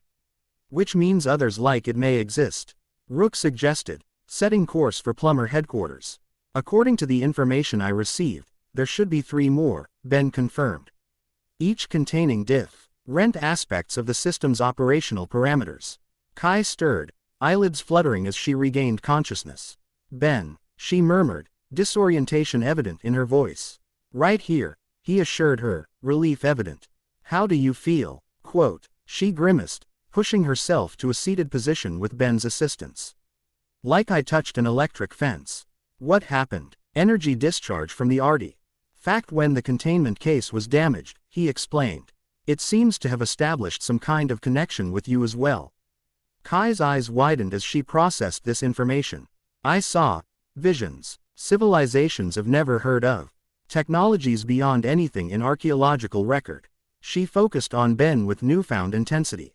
And you, or someone like you, standing at gateways between dimensions. Using a device like your Omnitrix to maintain the boundaries. The artifact uploaded its historical database, Ben confirmed. I received the same information when I touched it directly. The mantle of the Guardian. Kai said suddenly, the phrase emerging unbidden. What? That's what they called it. The responsibility of maintaining dimensional barriers. The mantle of the Guardian. Kai's expression shifted between wonder and concern. The artifact recognized you as the current bearer. The implications settled heavily across the Proto-TRUK's cabin. Ben had carried the responsibility of protecting Earth. Then the galaxy, for years, but the scope had suddenly expanded beyond anything he'd previously conceived. If one artifact could provide this much information, Ahsoka observed, finding the others becomes our priority. Especially before the Void Dominion locates them. Kai nodded agreement. Based on the vision I received, the artifacts follow a specific distribute. Ion pattern. 4 cardinal points forming a dimensional stabilization grid. If the excavation site represents the western node, the others would be located at equivalent distances forming a perfect square around the Earth. Can you extrapolate their locations? Rook asked, impressed by her immediate grasp of the situation. I'll need to analyze the data, cross-reference with archaeological records of similar anomalous findings. Kai's focus had fully returned, professional expertise overriding the lingering effects of the energy discharge. But yes, I believe I can narrow down search parameters significantly. Ben watched her with newfound appreciation. The years had transformed Kai from the adventurous girl who'd once dismissed him into a confident expert whose knowledge might prove crucial to saving multiple dimensions. Whatever complicated history existed between them seemed suddenly less significant compared to the crisis they faced. Looks like you're officially part of the team, he told her with a half-smile. I was always going to be part of this, Ben, she replied with quiet certainty. Some paths are predetermined, whether we recognize them initially or not. Speaking of predetermined paths, Rook interjected, Professor Paradox is awaiting our return. He seemed most interested in the artifact's activation sequence. Of course he did, Ben sighed. Probably knew this would happen all along. Time travelers, Ahsoka commented with subtle amusement. They're the same across all dimensions, cryptic, selective with information, and invariably smug when events align with their predictions. The observation drew surprised laughter from Ben. You had time travelers in your dimension too. Let's just say temporal anomalies aren't unique to your reality, Ahsoka replied enigmatically. The Force allows glimpses across time under specific circumstances. Great, Ben groaned. Another skill I'll have to learn. Seeing the future wasn't on my to-do list. Consider it an advanced lesson. Ahsoka suggested with the faintest hint of a smile. After you master basic telekinesis without nearly passing out. Kai observed their interaction with curious attention. You're training him. Attempting to, Ahsoka confirmed. His transformation accesses Force abilities similar to those I was trained in. The techniques are transferable, even if his application remains unorthodox. That's one way of describing Ben's approach to alien powers, Kai noted dryly. Hey, I'm sitting right here, Ben protested without real offense. The Proto-Truk began its descent toward Plummer headquarters, the conversation shifting to more immediate concerns about securing the artifact and planning their next steps.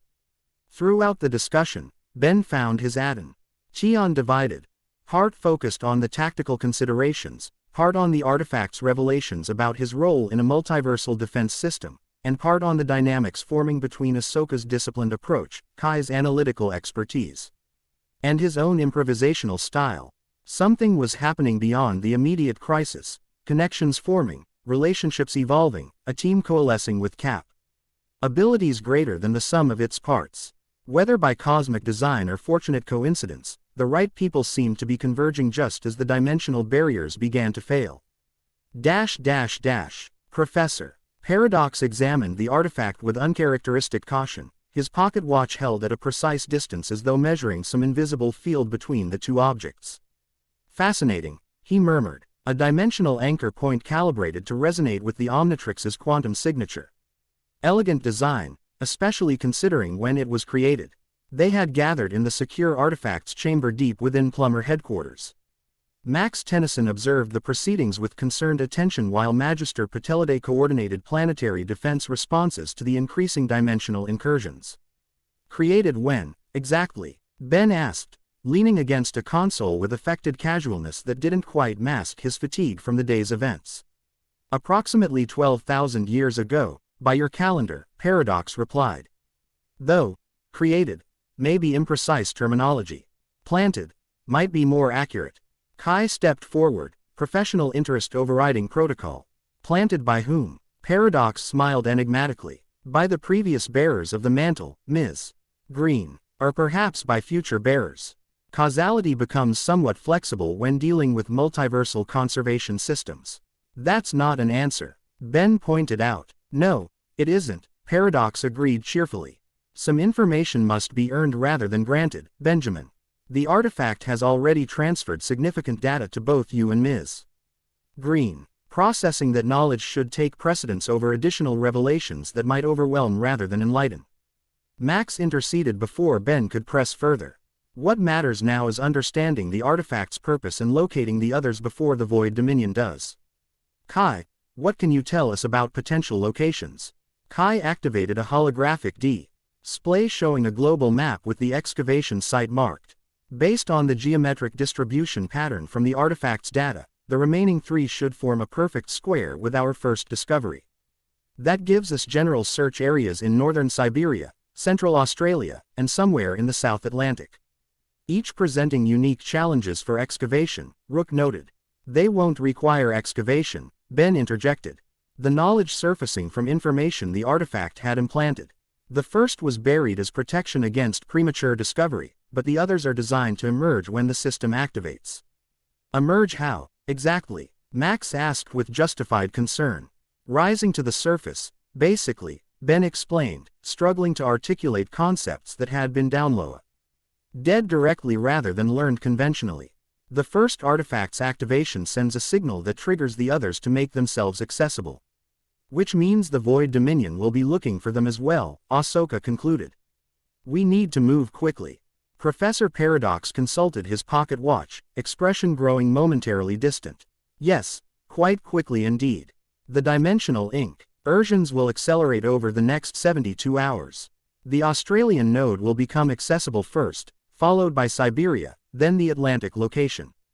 Australia it is, then, Ben decided, checking the Omnitrix's power level. When do we leave? After you've rested, Max insisted firmly. You've been pushing the limits of both your human endurance and the Omnitrix's energy requirements. 6 hours minimum before deployment. Ben started to protest but was interrupted by a sudden yawn that undermined his argument completely.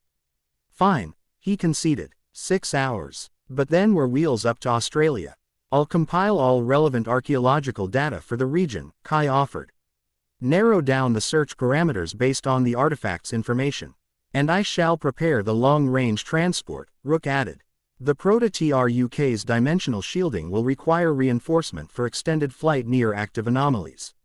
As the group dispersed to their assigned tasks, Ahsoka remained beside the artifact, studying its shifting patterns with careful attention. Something troubling you? Ben asked, noting her concentration. The force flows through this object in unusual patterns, she replied. Almost as though it's trying to communicate something beyond the data you've already received. Ben approached, the Omnitrix responding with a soft pulse as he neared the artifact. Like what? A warning, perhaps. Ahsoka's expression remained carefully neutral. Or instructions. Without proper training in force sensitivities, the message remains unclear. Another reason to continue my training. Ben suggested with a half-smile. Indeed. Ahsoka's gaze shifted to him, assessing. Though I sense the artifact has already begun that process in its own way. Your control during the confrontation was markedly improved. I had a good teacher. You had 3 days of basic instruction, she corrected. Your progress defies conventional expectations. Before Ben could respond to this assessment, the Omnitrix emitted a series of beeps, its interface displaying a rapid sequence of the artifact's symbols. Simultaneously, the disk pulsed with corresponding light patterns, establishing clear communication between the devices. Okay, that's new, Ben noted, watching the exchange with fascination. It's updating your transformation parameters, Ahsoka realized, her force senses detecting the subtle changes in energy flow, refining the Kifar genetic template to better accommodate force abilities. The sequence completed with a final harmonized pulse from both devices. Ben felt the Omnitrix grow momentarily warm against his wrist before returning to normal operating temperature. Did it just upgrade itself? He asked incredulously. The Omnitrix has always had evolutionary capabilities, Professor Paradox noted, having silently returned to the chamber during their conversation. The artifact merely provided specialized parameters for optimizing certain transformations. Meaning what, exactly? Meaning, Benjamin, that your force field transformation now has access to abilities previously dormant in the genetic template. Paradox smiled with characteristic enigmatic knowledge. I suggest experimenting during your journey to Australia. You may find the results illuminating.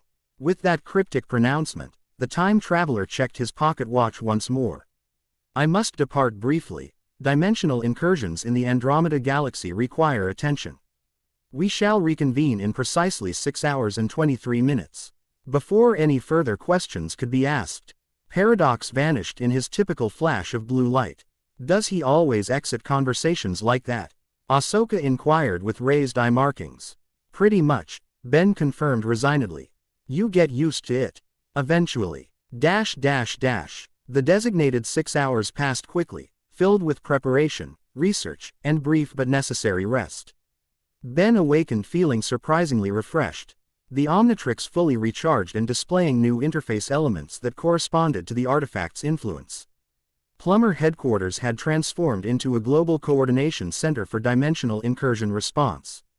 Monitors tracked anomalies across all continents, with specialized teams deployed to contain the larger breaches. Max Tennyson directed operations with the calm efficiency of a veteran crisis manager. Though the strain was evident in the tightness around his eyes. Situation update, Ben asked, joining his grandfather at the command console. Holding stable for now, Max replied. The larger breaches have temporarily stopped expanding, though smaller anomalies continue to appear at increasing frequency. He gestured to a global map dotted with pulsing indicators. Profe. Zur Paradox was right about acceleration. We've recorded 37 new breaches in the past hour alone. Nothing's come through. Nothing substantial. Max's expression darkened. Scout drones at most locations. Similar to what you encountered at the excavation site. They appear, take readings, then withdraw.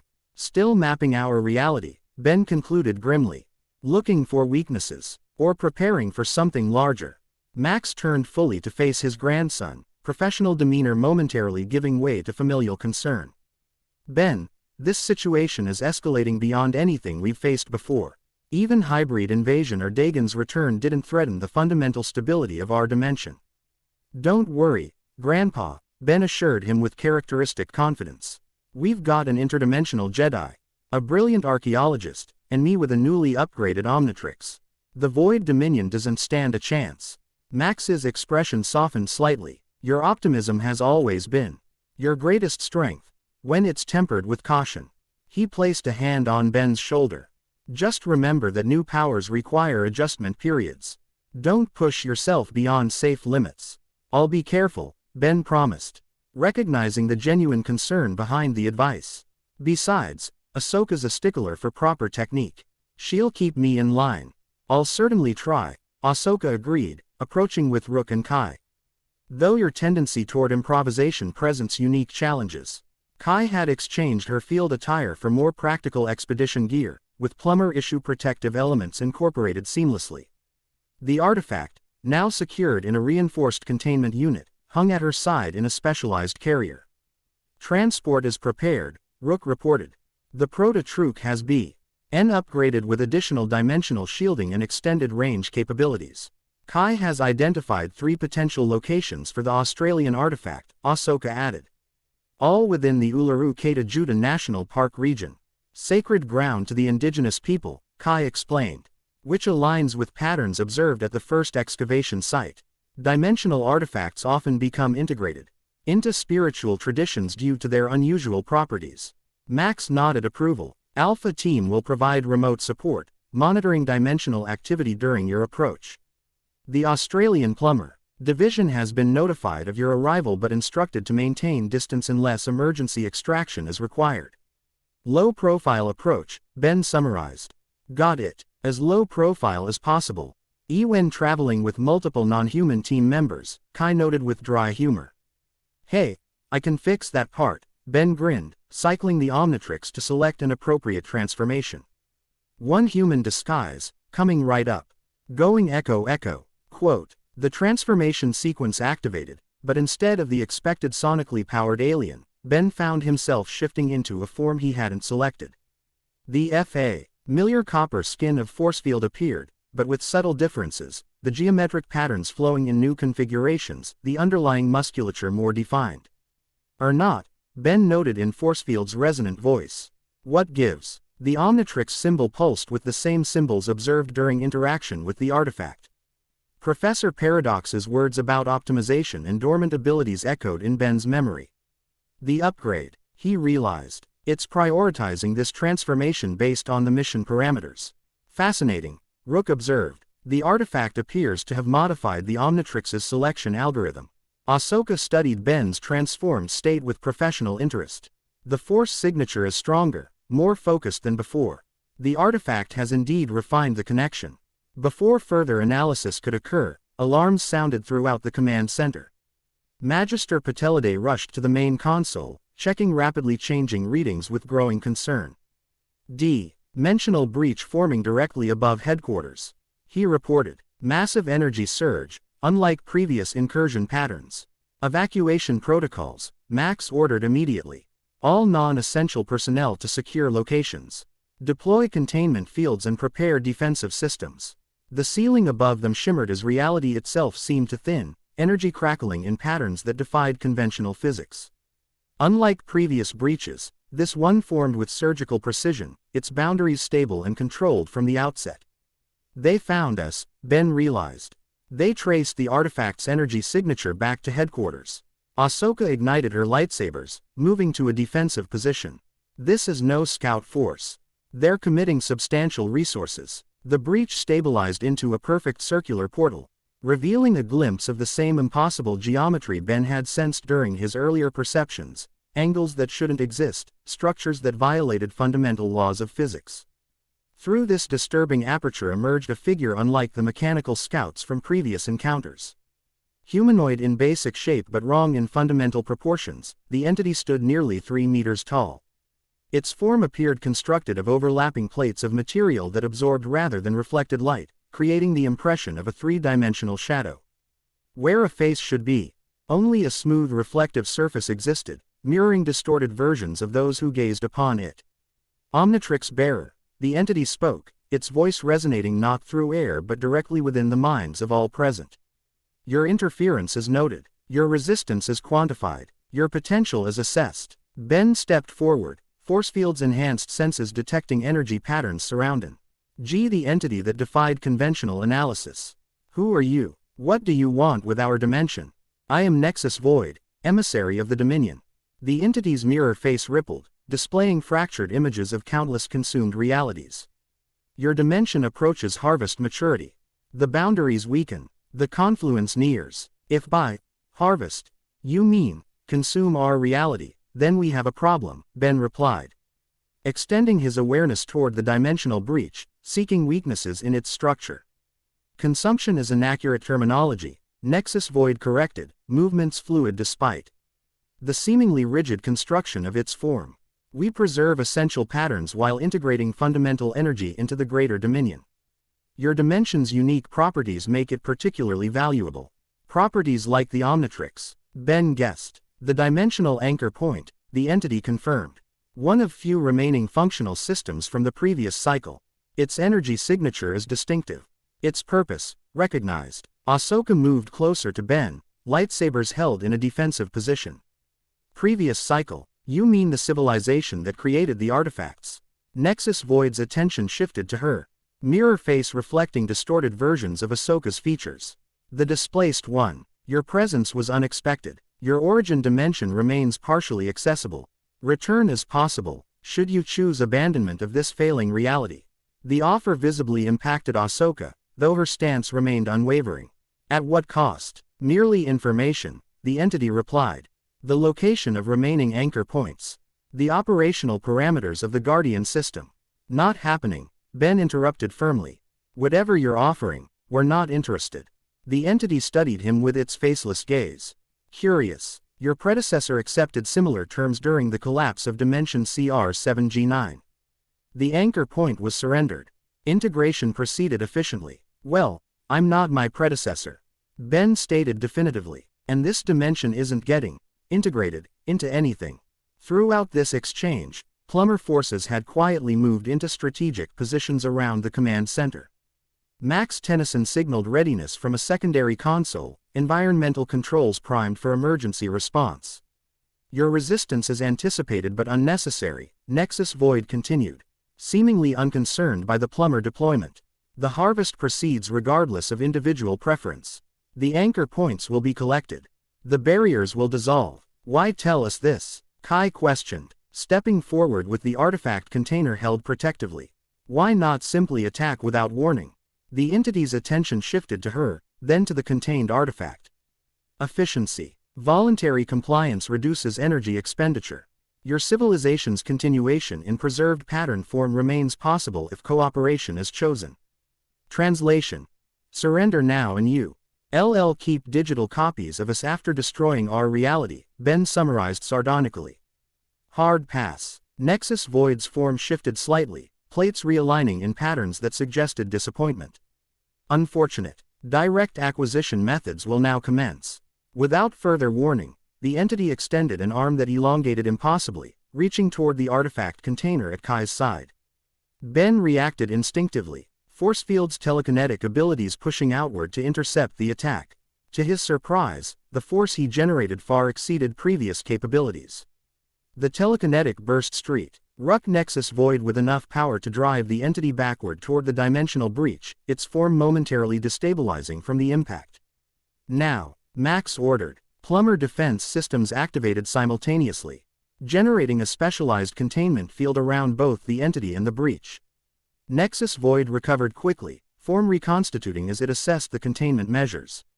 Primitive barriers, insufficient technology. With disturbing ease, the entity began dismantling the containment field, energy patterns unraveling under its touch. We need to close that breach, Ben called to Ahsoka. Together, like we did at the excavation. Ahsoka nodded, moving to position opposite him. Focus on the energy signature. Find the resonance point. Ben extended his awareness toward the dimensional portal, searching for the frequency that would disrupt its stability. Unlike previous breaches, this one possessed multiple layers of protection, dimensional frequencies overlapping in complex patterns specifically designed to resist interference. It's too complex, he admitted. Too many layers to disrupt simultaneously. The artifact, Kai suggested urgently. It was designed as part of the defense system. Maybe it can help close the breach. Without waiting for discussion, she opened the containment case, exposing the disk to the dimensional energies permeating the command center. The artifact responded immediately, pulsing with intensified light that synchronized with the Omnitrix symbol on Ben's chest. Information flooded Ben's consciousness, precise dimensional frequencies, harmonic resonance points. The exact modulation needed to collapse the breach. More than data, the artifact provided access to abilities previously beyond his reach, expanding force field's capabilities beyond mere telekinesis. I see it now, he announced, newfound knowledge integrating seamlessly with his awareness. Ahsoka, follow my lead. Together, they reached toward the breach, Air combined abilities targeting specific frequencies within its structure. The artifact amplified their efforts, projecting a countering resonance that interfered with the portal's stability. Energy patterns began to waver. The impossible geometry beyond the breach distorting as connection points failed. Nexus Void recognized the threat immediately, abandoning its methodical dismantling of the containment field to launch a direct attack against Ben and Ahsoka. Its form elongated and divided, multiple appendages striking from different angles simultaneously. Plummer defenses engaged, energy. Weapons discharging in coordinated volleys that momentarily disrupted the entity's attack. Rook's proto-tool fired precise shots that targeted apparent weak points in the construct's structure, while Max coordinated defensive positions to protect Ben and Ahsoka as they worked to close the breach. Maintain focus, Ahsoka instructed calmly despite the chaos surrounding them. Feel the energy patterns, don't fight them. Guide them toward dissolution. Ben followed her guidance, finding the calm center Ahsoka had emphasized in training. The artifact's influence enhanced his perception, allowing him to visualize dimensional frequencies as tangible patterns he could manipulate with increasing precision. Gradually, the breach began to contract, its edges becoming unstable as the counterharmo Nix disrupted its fundamental structure. Nexus Void's attacks grew more frantic, abandoning strategic precision for overwhelming force. It's working, Kai called, monitoring the artifact's energy output. The breach is collapsing. Nexus Void paused its assault, mirror face rippling with rapid calculations. Unexpected capability development. Threat assessment revised. Strategic withdrawal indicated. The entity began flowing back toward the destabilizing breach, form compressing to fit through the rapidly shrinking portal. Before fully retreating, it turned once more toward Ben. This encounter is not conclusion. Omnitrix bearer. The harvest continues. The remaining anchor points will be acquired. Its voice resonated with cold certainty. Choose integration before final dissolution removes all choice. With that ominous pronouncement, Nexus Void slipped through the dimensional portal, which collapsed behind it with a final surge of energy that temporarily overloaded Plummer's systems throughout the command center. Emergency lighting activated as primary power fluctuated and reset. Everyone all right? Max called, already moving to check personnel for injuries. Ben allowed his concentration to relax. The strain of manipulating dimensional energies leaving him momentarily exhausted. The artifact's glow dimmed to a steady pulse synchronized with the Omnitrix, its immersion. Psi amplification returning to dormant status. That, he declared with characteristic understatement, was intense. Indeed, Rook agreed, running diagnostics on affected systems. The entity's abilities far exceeded previous Void Dominion encounters. Ahsoka deactivated her lightsabers, her expression thoughtful. It recognized the artifact, called it an anchor point from a previous cycle. Whatever civilization created these devices, they fought the Void Dominion before. And apparently some lost, Ben noted, recalling the entity's reference to a predecessor who surrendered their anchor point. Kai secured the artifact in its containment case, her hands steady despite the recent danger. All the more reason to locate the remaining artifacts before they do. If one provides this much enhancement to your abilities, imagine what the complete set could do. Max approached after ensuring no personnel had been seriously injured. We need to accelerate your departure. That entity, why now knows exactly where we are and what we possess. It will return with greater force. The Australian artifact next, Ben confirmed, the Omnitrix interface displaying new information related to the next location. The artifact's showing me exactly where to look now. Uluru itself, at a specific point aligned with certain celestial positions. Then you leave immediately, Max decided. All coordinate global defense while you secure the remaining anchor points. Ben glanced at his team, Ahsoka's composed determination, Rook's steadfast reliability, Kai's brilliant adaptability. Despite the escalating threat, he felt a growing confidence in their collective capabilities. Australia, here we come, he announced, the Omnitrix still maintaining his force field transformation despite extended use. Let's go artifact hunting. As they moved toward the transport bay, Ben couldn't help contemplating Nexus Void's final warning. The entity had spoken with absolute certainty about acquiring the remaining anchor points. As though the outcome were inevitable. Whatever the Void Dominion represented, it clearly operated with a scope of planning and patience beyond conventional threats. The dimensional chess game had begun in earnest. The next move would take them across the world in search of ancient technology designed to prevent exactly the kind of dimensional collapse currently threatening all reality. No pressure, just another day saving the universe, or in this case, the entire Omniverse. Chapter 2 and Chapter 3, The Jedi and the Shapeshifter. The Proto-Truk sliced through storm. Clouds 17 kilometers above the Indian Ocean, its enhanced engines pushing well beyond standard atmospheric speeds. Rain hammered against the reinforced hull, occasional lightning illuminating the cockpit in stark flashes that cast dramatic shadows across its occupants' faces. Ben Tennyson sat cross-legged on the floor, copper skin of his force field transformation gleaming as he maintained a meditative posture Ahsoka had insisted upon for the journey. "You're still thinking too loudly," Ahsoka observed from her seat beside him, eyes closed yet perfectly aware of his mental state. "Your thoughts scatter like children at a playground when the objective is to gather them into orderly formation." Ben sighed, geometric patterns on his skin fluctuating with frustration. 6 hours of meditation isn't exactly my idea of productive travel time. We could be discussing strategy, planning our approach. Strategy emerges from clarity, Ahsoka countered, one eye marking arching. Without mental discipline, your abilities will remain inconsistent. The Force responds to focused intention, not scattered impulses. From the pilot's seat, Rook monitored their approach vector while Preeton dinged not to eavesdrop on what had become a recurring dialogue. Across the cabin, Kai studied her tablet with intense concentration, scrolling through indigenous Australian mythology for references to objects matching the artifact's description. "Found something," she announced, breaking the meditative standoff. Errant stories speak of a dreaming stone at Uluru that remembers the time before time and holds the pattern of all things. The descriptions match our artifact remarkably well. Ben gratefully abandoned his meditation, rising to examine Kai's research. "Does it mention anything about accessing it? Secret caves, hidden entrances, that sort of thing?" Kai shook her head. "Only that it appears, when the sky remembers old pathways and answers the call of its distant brothers."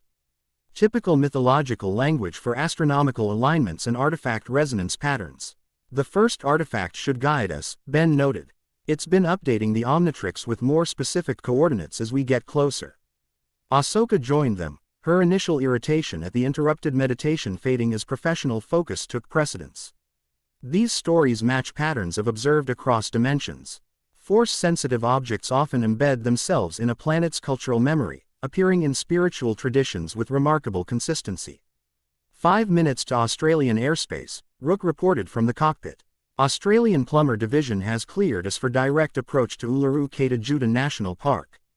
Local authorities have been informed of a scientific survey, requiring temporary restricted access." Ben checked the Omnitrix symbol on his chest, which had maintained the force field transformation for nearly 10 hours without timing out, unprecedented endurance that Sugas. Ted, the artifact's influence extended to power regulation as well as capability enhancement. "We should expect company," he warned. "After Nexus Void's appearance at headquarters, the Dominion knows exactly what we're after. They'll be monitoring dimensional fluctuations around all potential artifact locations.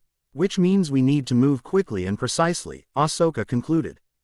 "Get in, secure the artifact, and withdraw before they can mobilize significant forces." Kai closed her tablet, expression thoughtful. "There's something else to consider. If these artifacts truly function as dimensional anchor points, removing them might actually accelerate local instability until the complete system is activated." This sobering assessment brought momentary silence to the cabin. The implications were clear. Their mission to collect the artifacts could potentially worsen dimensional stability in the short term. "Professor Paradox would have mentioned if we were making things worse," Ben reasoned. Though uncertainty colored his tone. "Right. Time travelers rarely provide complete information," Ahsoka noted with pragmatic acceptance.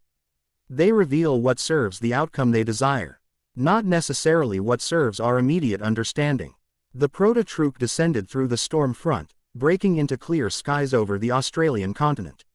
The vast, rust-colored landscape stretched to the horizon, ancient and implacable beneath the afternoon sun. At its heart, Uluru rose from the plain like a sentinel, a massive monolith of red sandstone catching the sunlight in ways that made it appear to glow from within. "Remarkable," Ahsoka murmured, observing the formation through the viewscreen. "The Force resonates strongly here, even from this distance." Ben nodded, sensing the same phenomenon through force field's abilities. "It's like the rock itself is alive somehow. Listening, waiting." "To the Anangu people, it is alive," Kai explained, respect evident in her tone. "A living manifestation of dreamtime creation stories, imbued with the spirits of ancestral beings. Our presence here requires appropriate respect." Rook guided the proto-troop toward a designated landing zone several kilometers from the monolith, engaging cloaking systems to minimize visibility to tourists and local populations. The Australian Plumber Division had established a small perimeter, marked by unobtrusive sensor equipment disguised as environmental monitoring stations. As they touched down, the artifact in its containment case began to pulse with increasing brightness, synchronous. Ed with the Omnitrix symbol on Ben's chest. It senses the proximity of its counterpart, Ben interpreted, the knowledge surfacing from information previously downloaded to his consciousness. The second anchor point is definitely here. And it's waking up. A lone figure awaited them as they disembarked, a dark-skinned woman in her 50s wearing the distinctive uniform of a plumber magister, modified for desert conditions. Her weathered face spoke of decades under harsh sun, but her eyes remained sharp and evaluating as she assessed the arrivals. Magister Tennyson, she greeted with a clipped Australian accent. I'm Magister Nala, Australian Division. Your grandfather spoke highly of your team's capabilities. Given current circumstances, I sincerely hope he wasn't exaggerating. Ben stepped forward, Forcefield's imposing presence somewhat undermining the casual handshake he offered. Thanks for the welcome, Magister. This is Rook Blanco, my partner, Kai Green, archaeological consultant, and Ahsoka Tano, interdimensional advisor. Magister Nala's eyebrows rose slightly at Ahsoka's introduction, but she maintained professional composure. Interdimensional, of course. Why not? Your grandfather mentioned dimensional breaches were responsible for current anomalies. She gestured toward Uluru. Speaking of which, we've recorded increasingly unusual energy patterns around the monolith for the past 12 hours. Nothing visible to conventional instruments, but our quantum fluctuation sensors are detecting localized reality distortions. The artifact is responding to our approach, Kai explained, indicating the pulsing containment case. It's communicating with its counterpart at Uluru. And drawing attention we'd rather avoid, Ahsoka added. Have you detected why unusual visitors are monitoring devices in the area? Nothing definitive, Nala replied, leading them toward a camouflaged transport vehicle. But 3 tourists reported seeing people made of shish Addo near the restricted climbing area yesterday. We dismissed it as heat exhaustion until your alert came through. Void Dominion scouts, Ben confirmed grimly. They're already here, probably map. Ping dimensional weak points around the artifact's location. Nala gestured to the transport. Then we move immediately. I've established a minimal presence, just enough to keep regular tourists from wandering into danger zones without raising suspicion. The site is 3 kilometers up the northwest face, in an area traditionally restricted by indigenous custodians. As they boarded the transport, Ben felt a subtle shift in the dimensional energies surrounding Uluru. Something was changing. Reality thinning in precisely controlled patterns rather than the chaotic fractures observed at previous breach sites. The Void Dominion was being cautious, methodical in their approach to this location. They're setting up a containment perimeter, he realized, extending his senses toward the disturbance. Not just looking for the artifact, they're preparing to extract it intact, without collapsing the surrounding dimensional barriers. Which means they need it functioning, Kai noted with academic interest that barely masked concern. They're not just destroying anchor points, they're repurposing them. For what purpose? Rook questioned. Control rather than mere consumption, Ahsoka suggested, her tactical mind assessing implications. If they can manipulate the anchor points rather than simply remove them, they could potentially direct the dimensional collapse along specific pathways. The transport hummed across the desert landscape, approaching Uluru from an angle that avoided tourist gathering points. As they drew closer, the true scale of the monolith became apparent, an land of stone rising nearly 350 meters from the surrounding plains, its surface textured with caves, fissures, and ancient rock paintings that told stories spanning millennia. Magister Nala halted he vehicle at a small clearing marked by weathered warning signs in multiple languages. This is as far as we go by transport. The approach requires foot travel out of respect for sacred sites. Your artifact should guide you from here. Ben nodded, sensing the increasing resonance between the first artifact and its hidden counterpart. The Omnitrix interface displayed coordinates that shifted and refined with each passing moment, directing them toward a specific section of the northwestern face. We'll handle it from here, he told Nala. Keep your teams back unless we signal for emergency extraction. If the Void Dominion realizes plumbers are securing the perimeter, they might accelerate their timetable. Understood, Nala agreed. Communications may be unreliable near the dimensional distortions. If we lose contact for more than 30 minutes, I'll deploy containment specialists to your last known position.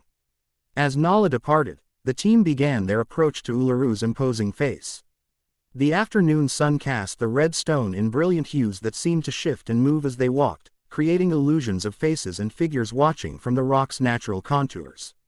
The veil is thin here, Ahsoka observed, her montrals occasionally twitching toward subtle sounds beyond normal hearing range. Even without the dimensional weakening, this place exists at a junction point between physical and spiritual planes.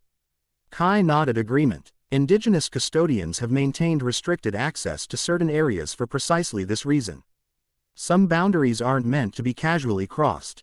The artifact's pulsing increased as they approached a vertical crevice barely wide enough for single-file passage.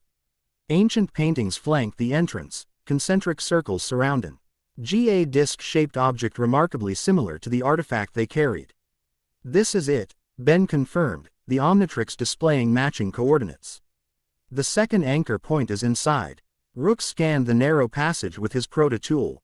No obvious security systems or defensive measures. However, the dimensional distortion increases significantly approximately 40 meters inside. I'll take point, Ben decided. Force field's abilities should give some warning if we encounter void entities. Ahsoka, cover our rear. Your force sensitivity makes you the best early warning system if something tries to follow us. They proceeded in single file, Ben leading, followed by Kai carrying the first artifact, then Rook with prototool configured for confined space defense, and finally Ahsoka guarding their backs. The passage narrowed further as they advanced, the stone walls pressing close enough to brush shoulders on both sides. Kai traced her fingers along painted symbols that grew more elaborate the deeper they traveled. These aren't standard Anangu rock art, she noted with professional curiosity. The style resembles their work, but incorporates mathematical patterns of only seen in certain Mayan codices and ancient Egyptian astronomical charts. Cross-cultural influences, Rook suggested, or guidance from the same source, Kai countered. If these artifacts have influenced human development across millennia, they may have inspired similar symbolic systems in geographically separated civilizations.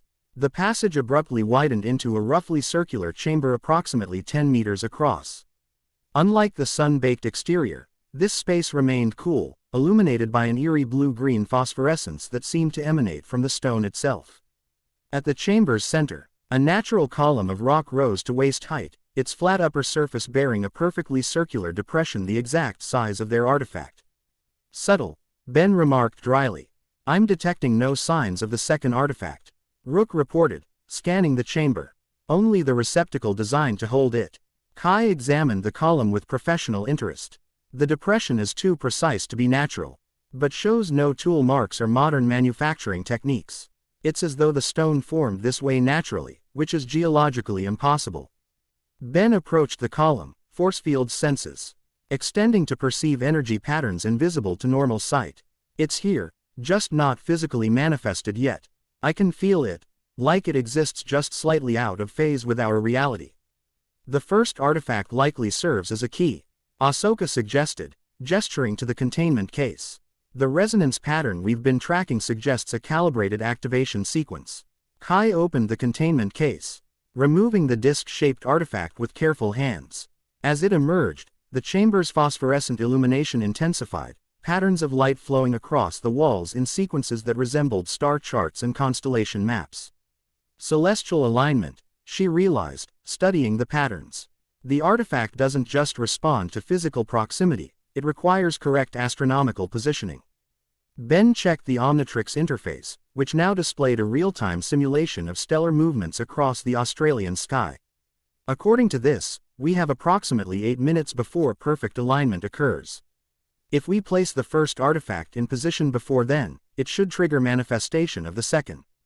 A distant rumble vibrated through the stone, too rhythmic to be natural. Ahsoka's hand moved instinctively to her lightsaber hilt.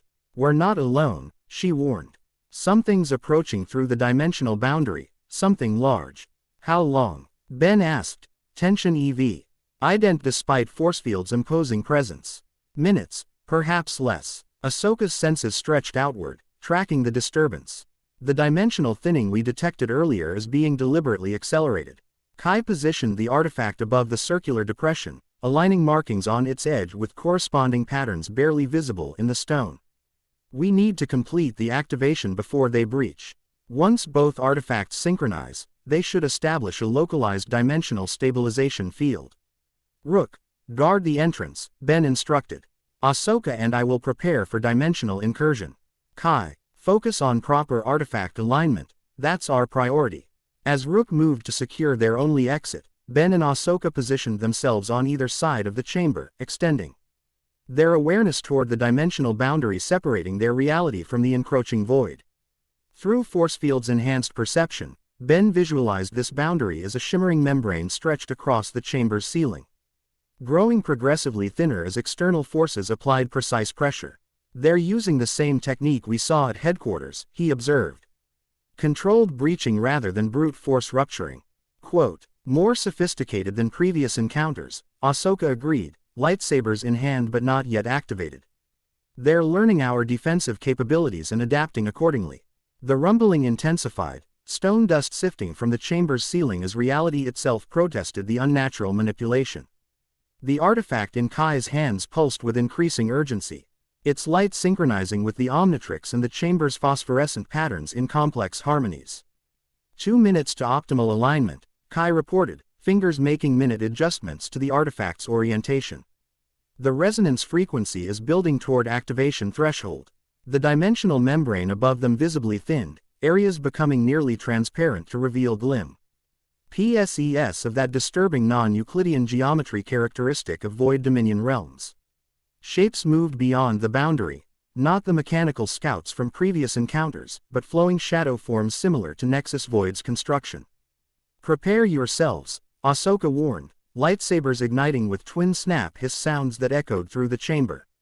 They're coming through. The dimensional bow, Nadari ruptured with controlled precision, a circular portal approximately 3 meters in diameter opening directly above the stone column. Through this aperture descended a figure that resembled Nexus Void but smaller. Its mirror face reflecting distorted versions of the chamber's occupants. Secondary emissary deployment successful, it announced in that same mind-resonating voice. Anchor point acquisition in progress. Ben stepped forward, drawing the entity's attention away from Kai and the artifact. You're too late. The anchor point is already activating. The emissary's mirror face rippled, displaying rapid calculations. Temporal variables accounted for. 16% of activation sequence remains uncompleted. Intervention window sufficient. It extended an arm that elongated impossibly, reaching toward Kai and the artifact with unsettling speed. Ben reacted with telekinetic force, catching the appendage mid-extension and halting its advance with far greater control than he'd previously demonstrated. Improvement noted, the entity observed clinically. Adaptation to dimensional abilities accelerating beyond projected parameters. Threat assessment increased. Tional shadow forms began emerging through the portal, these smaller and less defined than the emissary but moving with coordinated purpose toward Kai's position. Ahsoka intercepted them with fluid grace, lightsabers creating barriers of energy that disrupted their semi-substantial forms. 60 seconds to alignment, Kai called, maintaining focus on the artifact despite chaos erupting around her. The second anchor point is beginning manifestation. Indeed, the air above the stone column shimmered with increasing definition, the outline of a disk identical to the first becoming visible as dimensional energies coalesced into physical form. The emissary recognized the imminent activation, its tactics shifting from acquisition to disruption. Prevent anchor point synchronization, it commanded the shadow forms. Priority override. Containment field disruption. The smaller entities abandoned direct attacks, instead positioning themselves at equidistant points around the chamber's perimeter. They began emitting pulses of void energy that interfered with the artifact's resonance pattern, creating discordant harmonics that threatened to destabilize the manifestation process. They're disrupting the alignment frequency. Ben realized, sensing the dimensional mathematics being manipulated. Ahsoka, we need to neutralize those disruption fields. Understanding immediately, Ahsoka shifted tactics. Rather than attacking the shadow forms directly, she channeled force energy through her lightsabers in a technique Ben hadn't witnessed before. The blades, color deepened momentarily. before she thrust them into the stone floor, sending a wave of energy outward that temporarily neutralized the void pulses.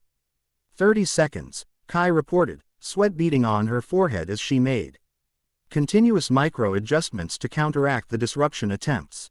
The second artifact is nearly materialized. The emissary abandoned subtlety, launching multiple appendages simultaneously toward different targets, one toward Kai and the artifact, another toward Ben, and a third toward the entrance where Rook maintained defensive position.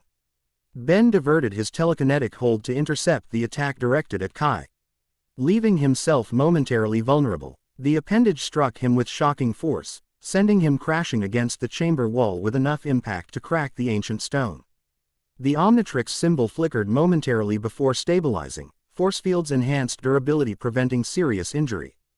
Ben. Kai's concern nearly broke her concentration on the artifact alignment.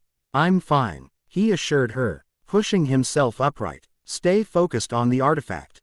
Rook engaged the appendage targeting him with precision shots from his prototool, each blast temporarily disrupting the entity's cohesion but failing to permanently damage it. "These entities appear resistant to conventional energy weapons," he reported.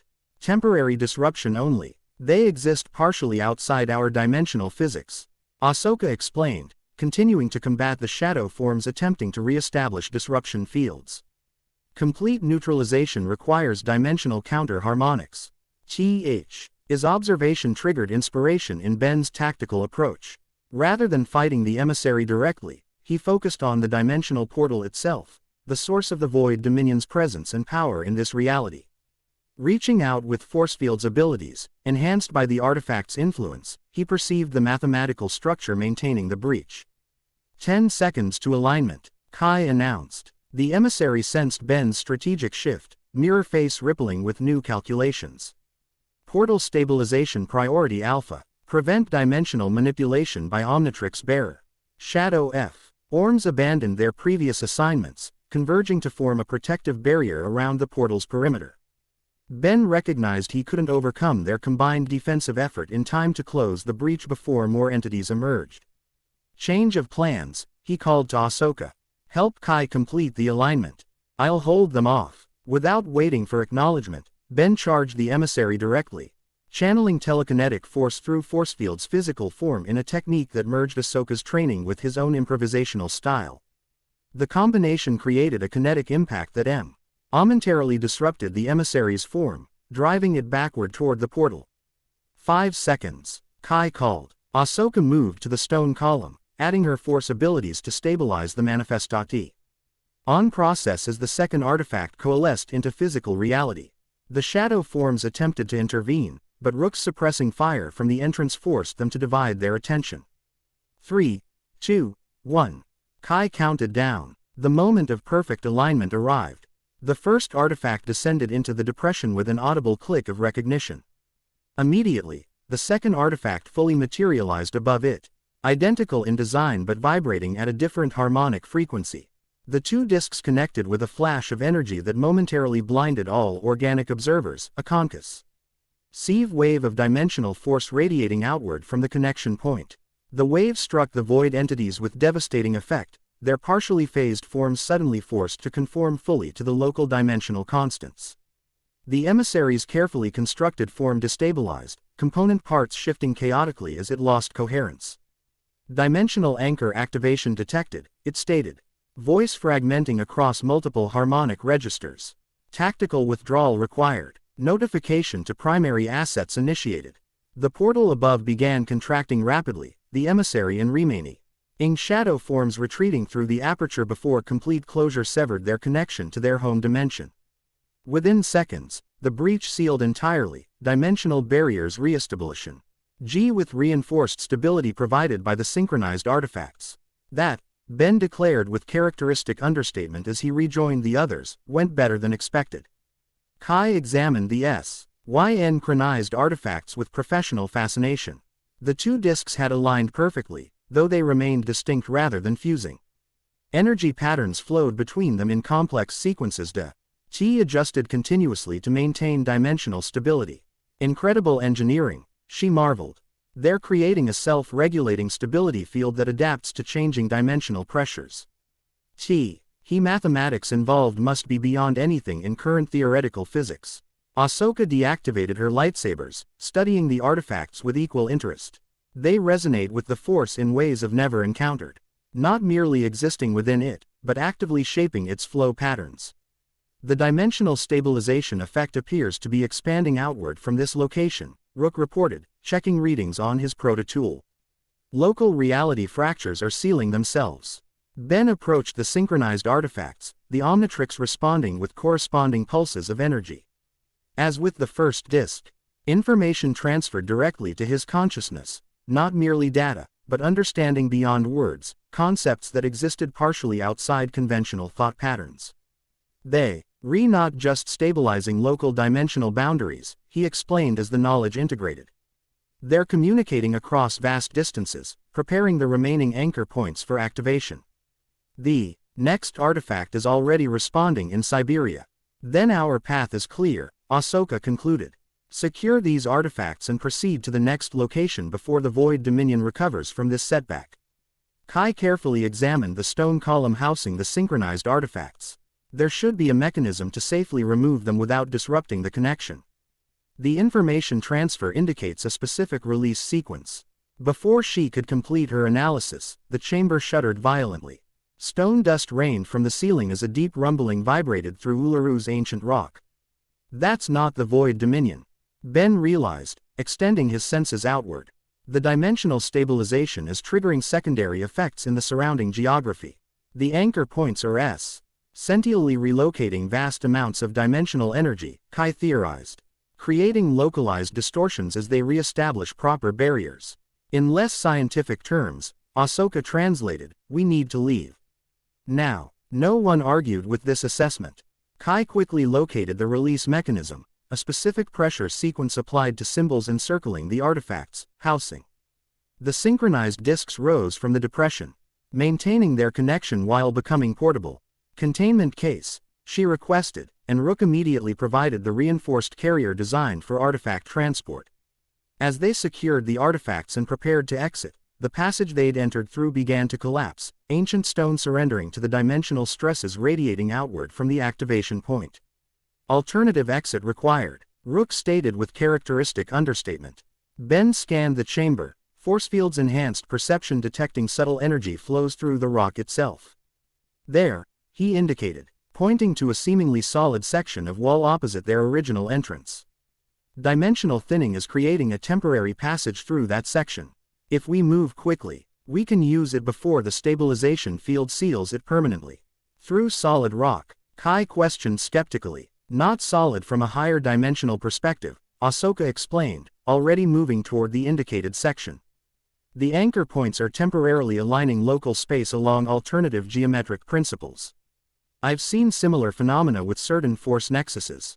Indeed, as they approached the wall section Ben had indicated, the seemingly solid stone appeared to ripple and part like heavy curtains, revealing a passage that bypassed normal three-dimensional constraints. Through this dimensional shortcut, they glimpsed the exterior of Ularu, sunlight streaming through what should have been hundreds of meters of solid rock.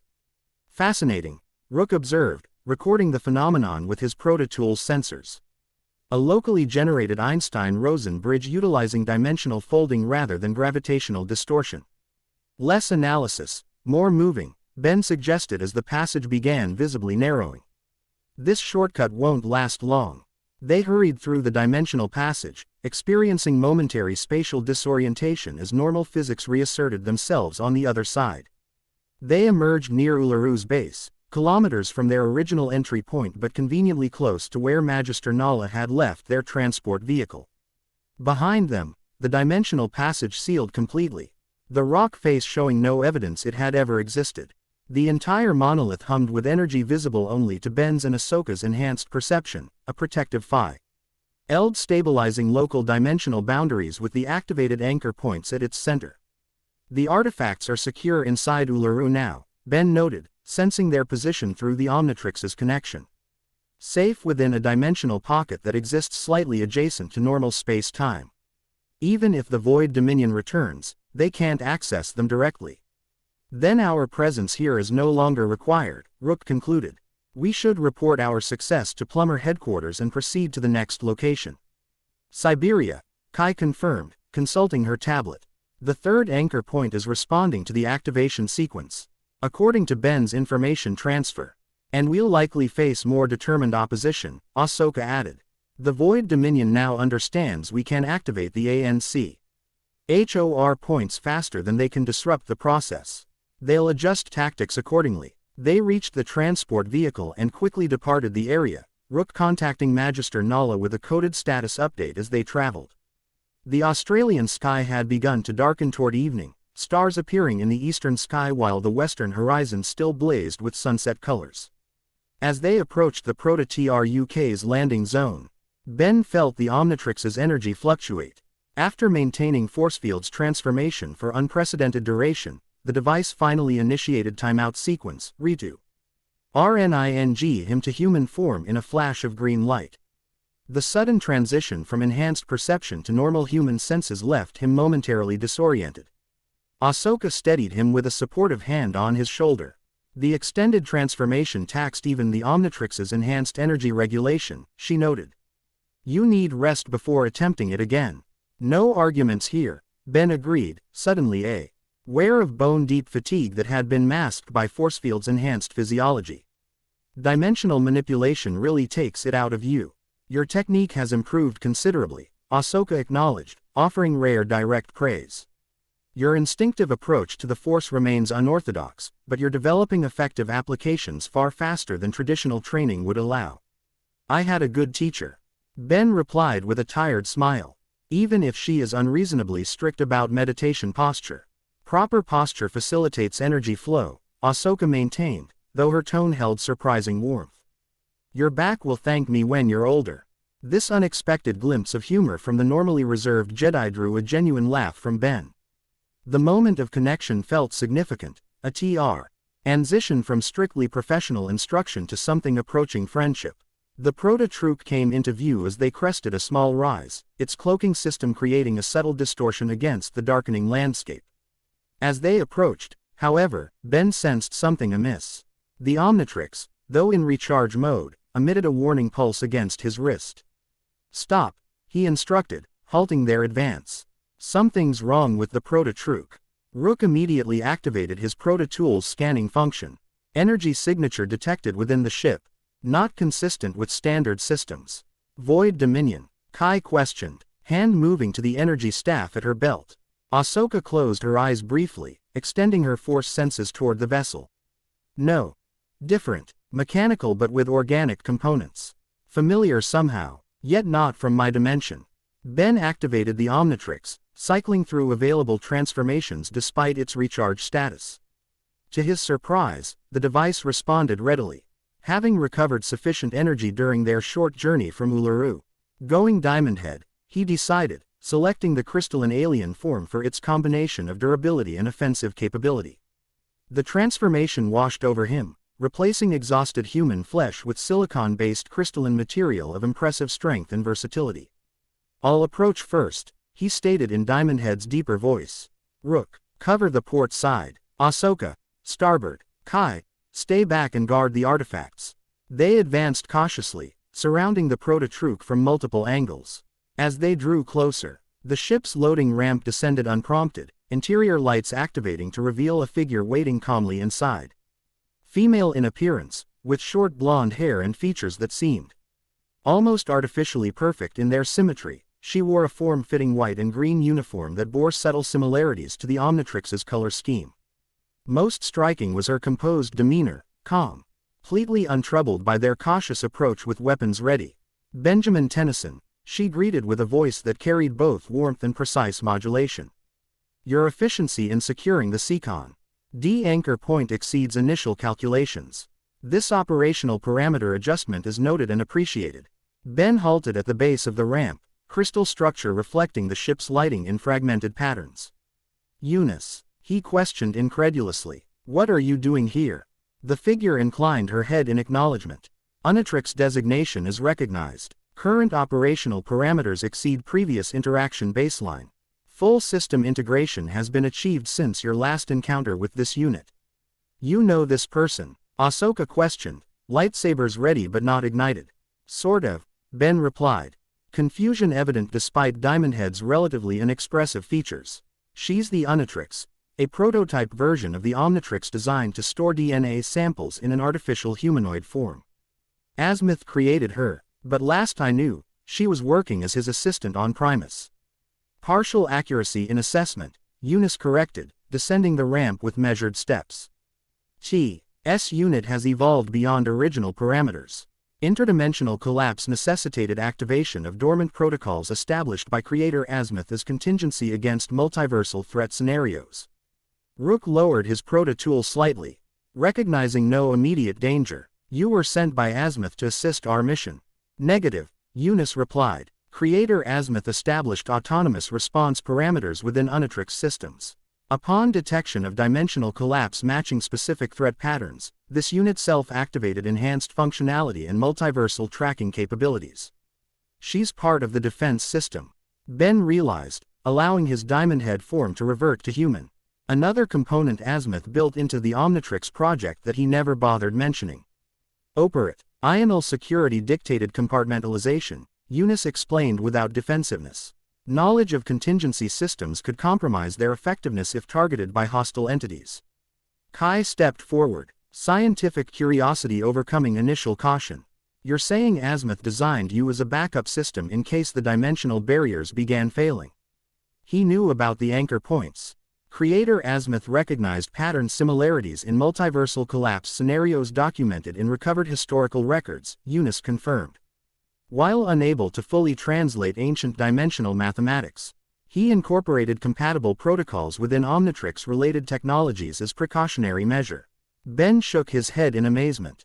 All these years, and he's still 10 steps ahead. So had exactly is your function in all this, Eunice. This unit provides specialized analytical capabilities regarding dimensional mathematics and artifact integration protocols, she explained. Additionally, Omnitrix systems can temporarily stabilize dimensional breaches through synchronized harmonic emission. A walking, talking dimensional patch kit, Ben summarized. That could definitely come in handy. Ahsoka studied Eunice with undisguised fascination. Your energy signature resembles the artifacts, regulated dimensional resonance contained within a physical matrix. Are you constructed from similar technology? Convergent engineering principles, Eunice confirmed. Creator Azimuth derived Omnitrix stabilization algorithms from partial understanding of anchor point operational mathematics. Compatibility is approximately 78.3% with established variance parameters for environmental adaptation. In other words, Kai translated, Azimuth reverse engineered some aspects of the NT dimensional technology without fully understanding its origins or complete functionality. That does sound like Azimuth, Ben agreed. Memories of the brilliant but secretive Galvan inventor's typical approach surfacing. Figure out how something works without necessarily caring where it came from.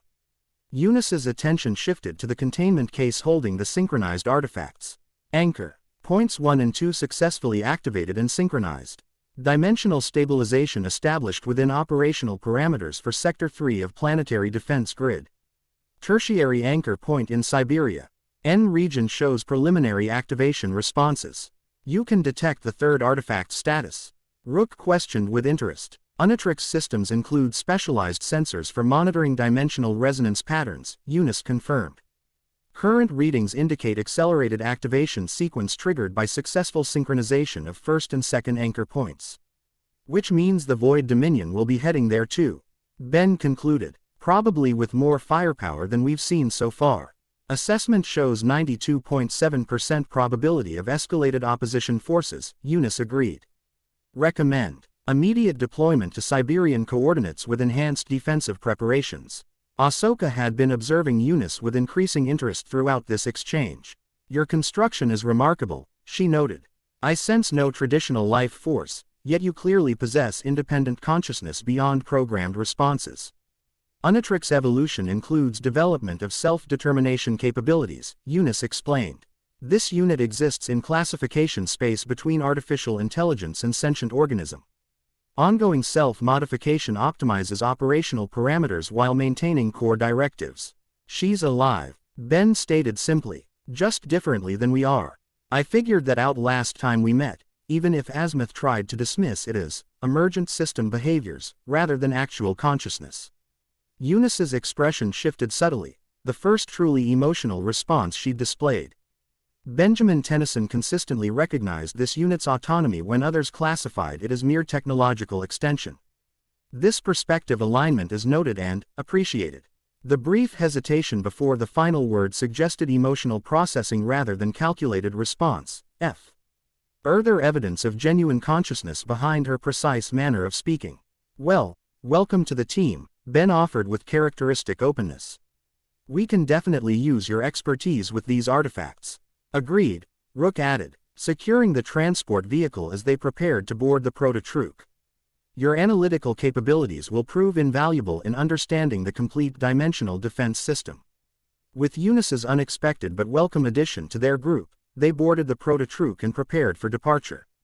Rook took his usual position at the controls, running pre-FLI GHT diagnostics while Kai secured the artifact containment case in a specialized compartment. Siberia's going to be very different from Australia, Ben noted as they prepared for takeoff. Climate, terrain, local authorities, everything changes. The Siberian anchor point is located within the Puturana Plateau region, Eunice informed them, accessing geographical data with apparent ease. Remit: E-location with minimal human presence will facilitate operational security but presents significant environmental challenges. Current temperature readings indicate -27 degrees Celsius with moderate snowstorm conditions. Wonderful, Ben muttered. From scorching desert to frozen wasteland in one day. This multiversal hero business really takes you to all the scenic locations. The cold presents tactical advantages. Ahsoka observed pragmatically. Void entities have demonstrated sensitivity to environmental variables that affect dimensional resonance. Extreme temperatures impact their manifestation capabilities. A valid tactical assessment, Eunice confirmed. Previous encounter data suggests thermal extremes require additional energy expenditure for maintaining stable manifestation in this dimension. Quote, the Prototrook lifted off, cloaking systems engaged as they ascended into the evening sky. Ben found himself watching Eunice with renewed interest as she interfaced directly with the ship's systems. Optimizing flight parameters with efficiency that even Rook found impressive. Your integration capabilities have improved significantly since our last encounter, he noted. You were more, well, human-like before, less technical in your speech patterns. Eunice turned toward him, expression showing subtle shifts that suggested internal processing of complex responses. This unit has prioritized functional efficiency during current crisis parameters. Social integration protocols were temporarily designated secondary priority status. A brief pause. If preferred, this unit can reactivate more conventionally human interactive patterns. I didn't mean it as criticism, Ben clarified quickly. I was just noticing the difference. You should interact however feels most natural to you. This response appeared to require significant processing, as Eunice remained silent for several seconds before responding. Natural, an interesting parameter selection. This unit will consider optimal balance between efficiency and naturalness.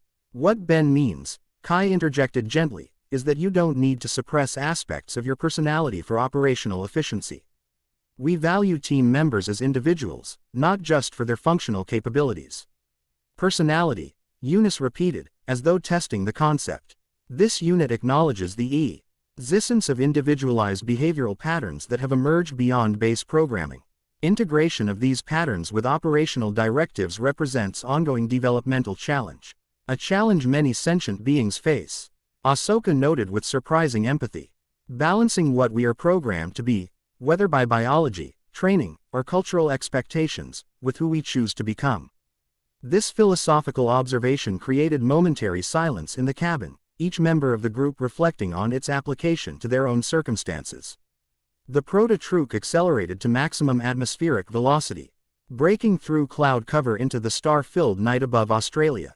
Rook plotted their course to Siberia, the navigation system calculating the most efficient route while avoiding populated areas where their passage might be noticed. 14 hours to Siberian coordinates at maximum sustainable speed, he reported.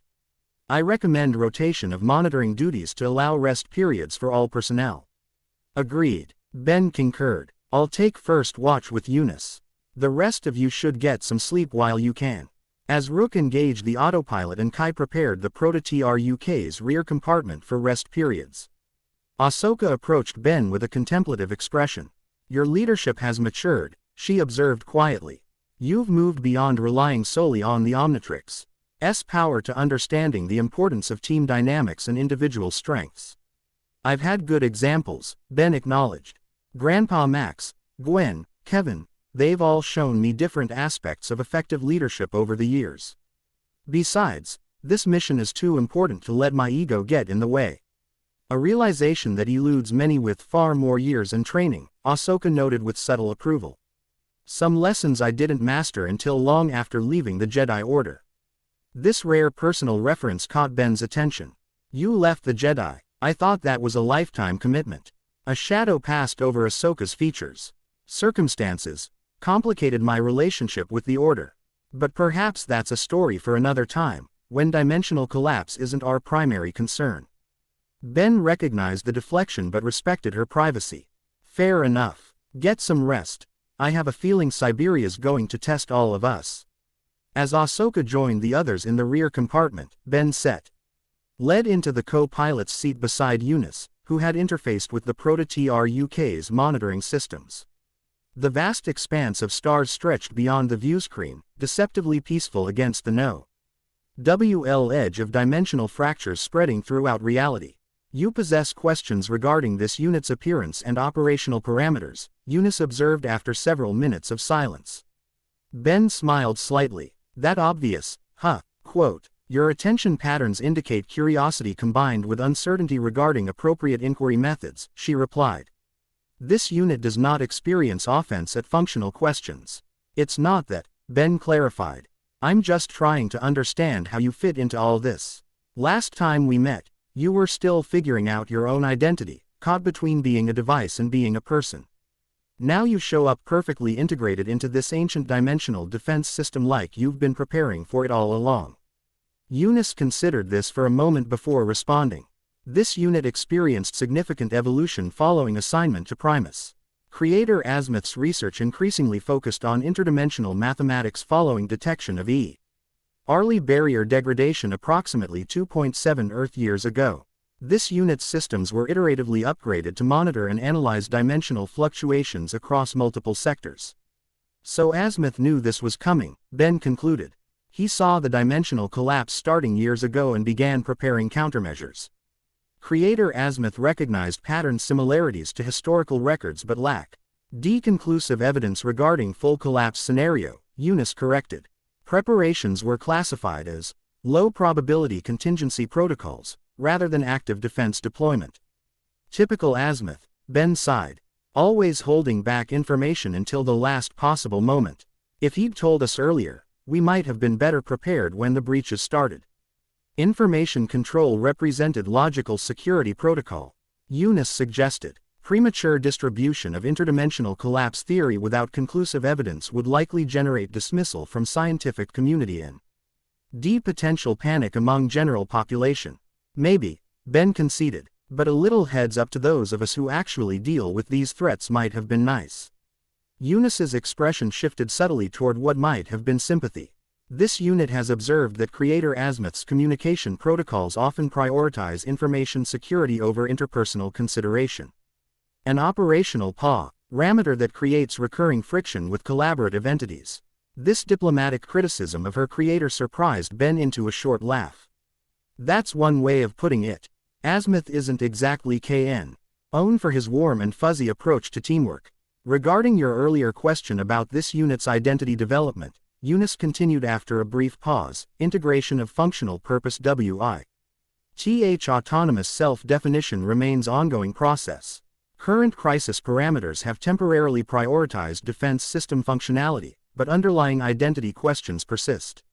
That's pretty normal, Ben assured her. Even as boring regular humans spend our lives figuring out who we are and how we fit into the bigger picture. Your assessment provides contextual normalization that this unit finds helpful. Eunice acknowledged, her typically precise speech patterns softening slightly. Balancing operational directives with emergent individual preferences represents complex optimies. Asian problem without defined solution parameters. The best kind of problem, Ben suggested with a smile. The kind where you get to define the solution yourself instead of following someone else's program. Eunice processed this perspective with evident interest. An unusual optimization approach. This unit will incorporate this conceptual framework into ongoing identity development protocols. Their conversation continued as the Proto-Troop soared over the Indian Ocean, topics ranging from technical aspects of the dimensional defense system to more philosophical questions about consciousness and purpose. Ben found himself increasingly impressed by Eunice's evolving personality, her technical precision balanced by genuine curiosity about human perspectives and experiences. Several hours into their journey, as they crossed over the Himalayan mountain range, the Omnitrix suddenly emitted a series of rapid beeps. The interface illuminated with warning symbols that matched patterns from the dimensional artifacts. Dimensional disturbance detected, Eunice reported immediately, interfacing with the Proto-TRUK's sensors. Localized breach forming approximately 500 kilometers northwest of our position. Signature indicates controlled formation consistent with Void Dominion methodology.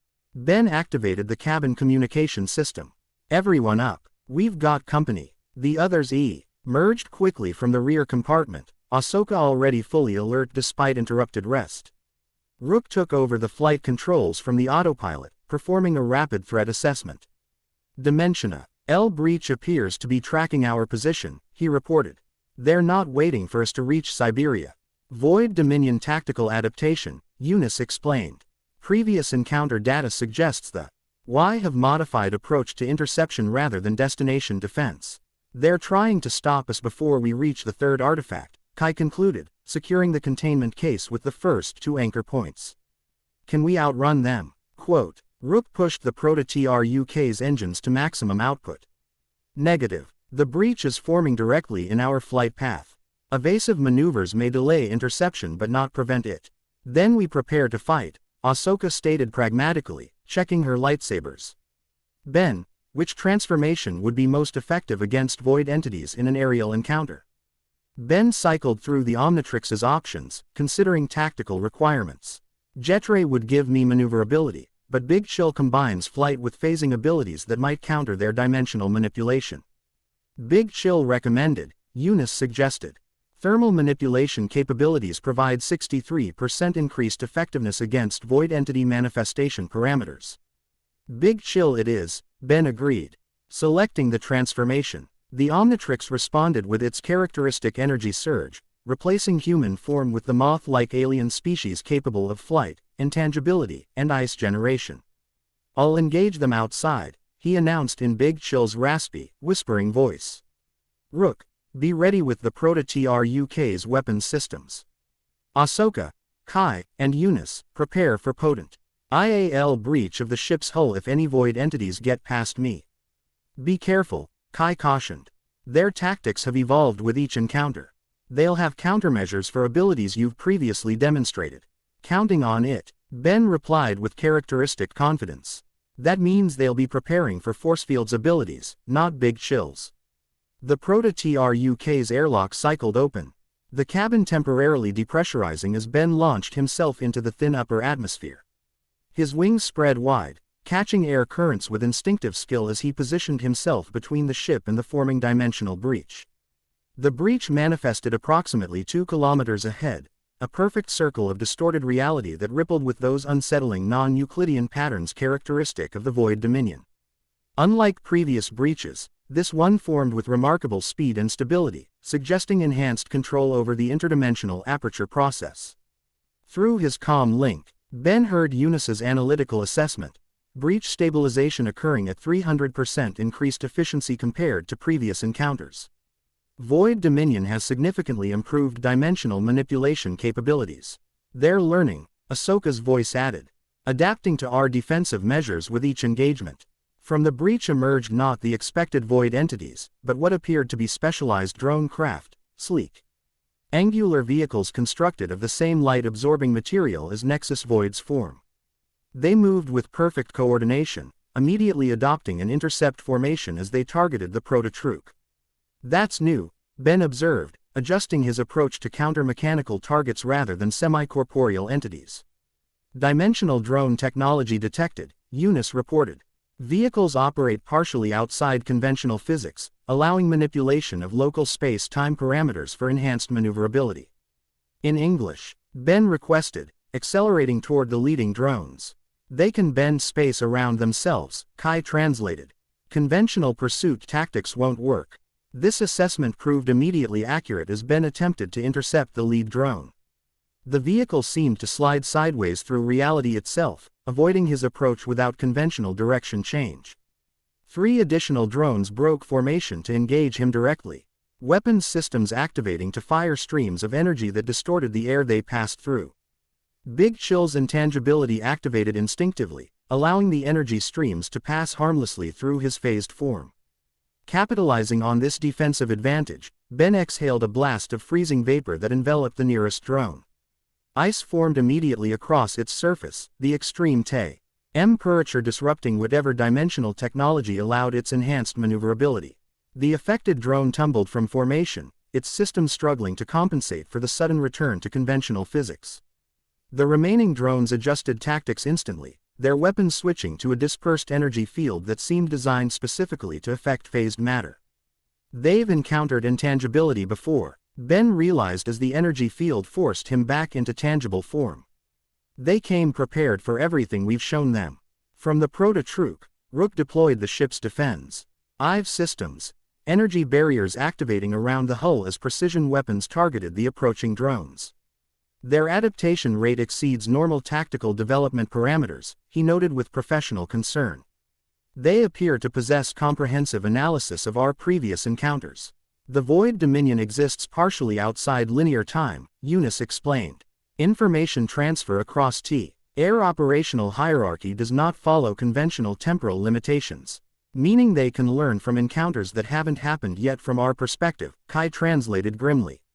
This disturbing revelation forced immediate tactical reassessment. If the Void Dominion could anticipate their moves based on future encounters, standard approach patterns became dangerously predictable. Ime to try something they haven't seen before, Ben decided, touching the Omnitrix symbol on his chest. The transformation shift surprised even his teammates, instead of selecting a different alien form. Big Chill's structure reconfigured into what appeared to be an evolved version of the same species. Larger wings with crystalline patterns, a more angular body structure, and an aura of absolute zero cold that created visible distortion in the surrounding atmosphere. Ultimate Big Chill, he announced, the Omnitrix having apparently incorporated the evolutionary function Albedo had once used in his knockoff version. The artifact enhancement has unlocked additional transformation parameters, Eunice observed with evident interest. Ultimate function now integrated into primary Omnitrix systems. Ben wasted no time testing this evolved form's capabilities. Instead of the standard freezing vapor, Ultimate Big Chill generated flames that paradoxically froze everything they touched, fire so cold it burns. As he described it in a previous encounter with this evolution, the dimensional drones had no countermeasure for this unexpected ability. The freezing flames passed through their defensive fields, designed to counter conventional phase shifting rather than this thermodynamic contradiction. 3 drones froze instantly, their partial existence in multiple dimensions suddenly fixed in conventional space as absolute zero temperatures disrupted their dimensional manipulation technology. It's working, Kai called over the comm. Their dimensional shifting can't function at extreme temperature differentials. The remaining drones adjusted formation, abandoning direct engagement to focus on their primary objective, the proto-Truk and its cargo of activated anchor points. Hay accelerated toward the ship with alarming speed, weapons concentrating fire on specific points in the defensive energy barrier. They're targeting our shield generators, Rook reported. Cordina, TED assault pattern designed to create cascading system failure. Ben pursued the drones, Ultimate Big Chill's enhanced speed allowing him to intercept their formation. The freezing flames created an expanding field of absolute zero temperature that forced the drones to divert power from weapons to environmental compensation. Maintain pressure on their environmental systems, Eunice advised. Dimensional technology requires precise calibration that extreme temperatures disrupt. 97% probability of system failure if temperature differential exceeds tolerance parameters. Following this guidance, Ben intensified his freezing flame output, creating an expanding sphere of absolute zero conditions around the drone formation. The effect proved devastating, their light absorbent G-hulls crystallized as molecular motion ceased, dimensional manipulation systems failing catastrophically as they were forced fully into conventional physical space. Within moments, the entire drone squadron had been neutralized. Frozen craft tumbling from the sky toward the mountain range below. The dimensional breach that had spawned them fluctuated unstably, the coordinating intelligence on the other side apparently reassessing tactical options following this unexpected defeat. Portal destabilizing, Eunice reported. Void Dominion is initiating controlled withdrawal rather than committing additional resources to current engagement. Indeed, the breach contracted rapidly, sealing completely before Ben could approach to investigate further. The sudden resolution of the threat left him momentarily disoriented. Ultimate Big Chill's evolved consciousness processing victory with cold calculation rather than emotional satisfaction. That was too easy, he noted with suspicion, returning to the proto-truque as the airlock cycled open to receive him. Once aboard, he reverted first to standard Big Chill, then to human form, the Omnitrix requiring momentary recalibration after utilizing the previously locked ultimate transformation function. Agreed, Ahsoka concurred with his assessment. The Void Dominion doesn't retreat without purpose. This engagement felt like a test rather than a determined effort to stop us. Tactical assessment indicates high probability of information gathering operation, Eunice confirmed. Drone technology incorporated extensive sensor arrays designed for comprehensive data collection rather than optimal combat effectiveness. They were scanning us, Kai realized. Gathering data on the activated artifacts and our defensive capabilities. Which means the real opposition is waiting in Siberia, Ben concluded grimly. This was just the warm-up round. Rook resumed their original course, the Proto-TRUK's systems conducting self-diagnose checks to ensure no damage had occurred during the brief engagement. Estimated arrival at Siberian coordinates in 6.3 hours. We should prepare for significantly enhanced Void Dominion presence at the target location. The ultimate transformation was unexpected, Ahsoka noted, studying Ben with renewed interest. Your Omnitrix continues to evolve in response to the dimensional artifacts. The concesion appears deeper than mere technological compatibility. It's more than that, Ben agreed, examining the Omnitrix with thoughtful attention. Each time we activate an anchor point, I feel the Omnitrix integrating more of the ancient defense system's operational parameters. It's like it was designed from the beginning to interface with these artifacts, or maybe derived from the same technological principles.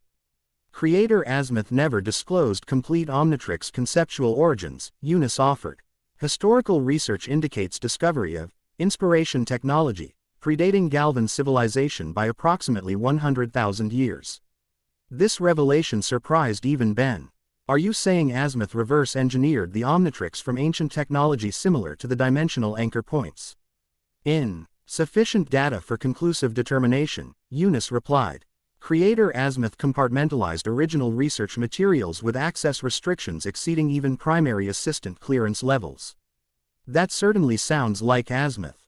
Ben muttered. Find some ancient super tech, figure out how to recreate it, then never tell anyone where the idea really came from. The more pressing question, Kai interjected, is how these connections might help us when we reach Siberia.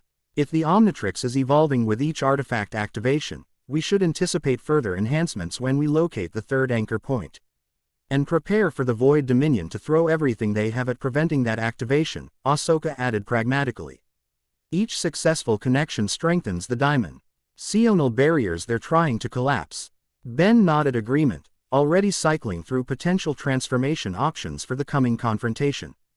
If Ultimate Big Chill caught them by surprise, maybe the ultimate versions of other aliens will too. The question is which one would work best against whatever they've got waiting for us. Tactical assessment suggests diversification of ACH rather than reliance on single transformation, Eunice advised. Void Dominion adaptive capabilities indicate high probability of counter-development for any repeatedly utilized ability set. In other words, don't get predictable. Ben translated. Mix it up. Keep them guessing. A principle that applies to more than just transformation selection, Ahsoka noted. Our entire approach to Uring the third artifact may need reconsideration. Direct confrontation has become increasingly dangerous as they adapt to our methods. This observation sparked thoughtful silence among the team. Our previous successes had followed a relatively straightforward pattern. Locate artifact, overcome opposition, activate dimensional anchor point. If that approach had become predictable, alternative strategies required consideration. What if we split up? Ben suggested after a moment's consideration. The Void Dominion seems focused primarily on me and the Omnitrix. If I create a diversion while the rest of you secure the artifact, we might catch them off guard. Risky, Kai assessed immediately. The artifacts respond specifically to the Omnitrix. Activation might prove difficult without your direct involvement. And dividing our forces against an adaptable enemy rarely improves tactical outcomes, Ahsoka added with the voice of experience. Alternative approach, Eunice offered. Quote, this unit possesses limited dimensional manipulation capabilities designed to interface with anchor point technology. Potential exists for temporary dimensional phase shifting of entire team to Aproa. Target location through adjacent reality layer. This suggestion drew surprised attention from the entire group. You can create a dimensional pocket for us to travel through. Ben questioned, F.A. Shenaded by this previously undisclosed capability. Limited range and duration, Eunice clarified. Approximately 3.7 kilometers maximum distance with 5 organic passengers, sustainable for 12.4 minutes under optimal conditions. Sufficient for approach phase but not extended operations. A dimensional end run around their defenses, Ben summarized with growing excitement. They wouldn't see us coming until we're already at the artifact location. The approach has merit, Ahsoka acknowledged. Though we should anticipate they may have similar capabilities. The Void Dominion exists nature. Ally in the spaces between dimensions, they may detect our passage through adjacent reality layers. Some risk exists, Eunice confirmed. However, this unit's phase shifting utilizes harmonic frec. NCIES specifically designed to avoid detection by void entity sensory parameters. Probability of successful covert approach calculated at 78.3% under current conditions. Better odds than we usually get, Ben decided. I say we go with Eunice's plan for the approach. If they detect us, we shift to direct confrontation with everything we've got. With general agreement reached, they settled into preparations for the Siberian operation. Rook configured the Proto-TRUK's systems for extreme cold weather conditions, while Kai continued analyzing information from the first 2 artifacts to better understand the activation requirements for the third. Ben took the opportunity to rest, recognizing the need to recharge both physically and mentally before the challenging operation ahead. The Omnitrix, too, seemed to enter a recalibration cycle, occasionally emitting soft pulses of green light as it integrated the ultimate transformation function more fully into its operational systems. As he drifted toward sleep in the Proto-TRUK's rear compartment, Ben found his thoughts turning to the growing connections within their unlikely team. Ahsoka's reserved professionalism had gradually warmed to cautious friendship. Kai's initial scientific detachment had evolved into passionate engagement with their shared mission. Rook's steadfast reliability provided the foundation upon which tactical decisions could be built. And now Eunice, bringing her unique perspective as neither fully machine nor conventionally organic, added new dimensions to their collective capabilities. The Void Dominion might possess superior technology and the advantage of existing partially outside conventional time, but they lacked what Ben had always considered his greatest strength, the ability to forge connections with others across boundaries of species, origin, or background. Where the void entities sought to consume and integrate, Ben's team represented genuine collaboration, each member maintaining their uniqueness while contributing to a greater whole. This realization followed him into dreams filled with dimensional pathways, ancient civilizations, and the strange, mathematical music of the cosmos itself. The Omnitrix pulsed softly against his wrist, its connection to the activated anchor points maintaining even in sleep, preparing for the challenges that awaited in the frozen wilderness of Siberia. The Puturana Plateau stretched before them like an alien landscape, vast expanses of snow-covered basalt formations rising from primordial forests preserved by isolation and extreme climate. The Proto-Truk maintained altitude at the edge of the massive plateau, sensors scanning for both dimensional anomalies and potential human presence despite the region's remoteness. Target coordinate, S approximately 27 kilometers within plateau boundaries, Rook reported. Satellite imaging shows unusual geological formation at precise location. Symmetrical crater not consistent with natural erosion patterns or documented meteor impacts. Quote, the third anchor point's influence on local geography, Kai suggested, studying the magnified images. Similar to how the Australian artifact created alignment with Ularu's natural features. Outside the view screen, snow fell in thick curtains, visibility reduced to mere hundreds of meters despite the ship's advanced sensing technology. The temperature display showed -31 degrees Celsius with wind gusts approaching 60 kilometers per hour, challenging conditions even without interdimensional entities to contend with. Dimensional anomalies detected throughout target region, Eunice announced, interfaced directly with the Proto-TRUK's sensor array. Pattern indicates controlled stabilization rather than natural thinning. Void Dominion has established operational perimeter. Quote, how widespread? Ahsoka questioned. Approximately 12.6 square kilometers surrounding target location, Eunice replied. Consistent with containment method, ology observed in previous encounters but significantly expanded in scale. Ben studied the sensor display with growing concern. They're not just guarding the artifact, they're setting up a major operation.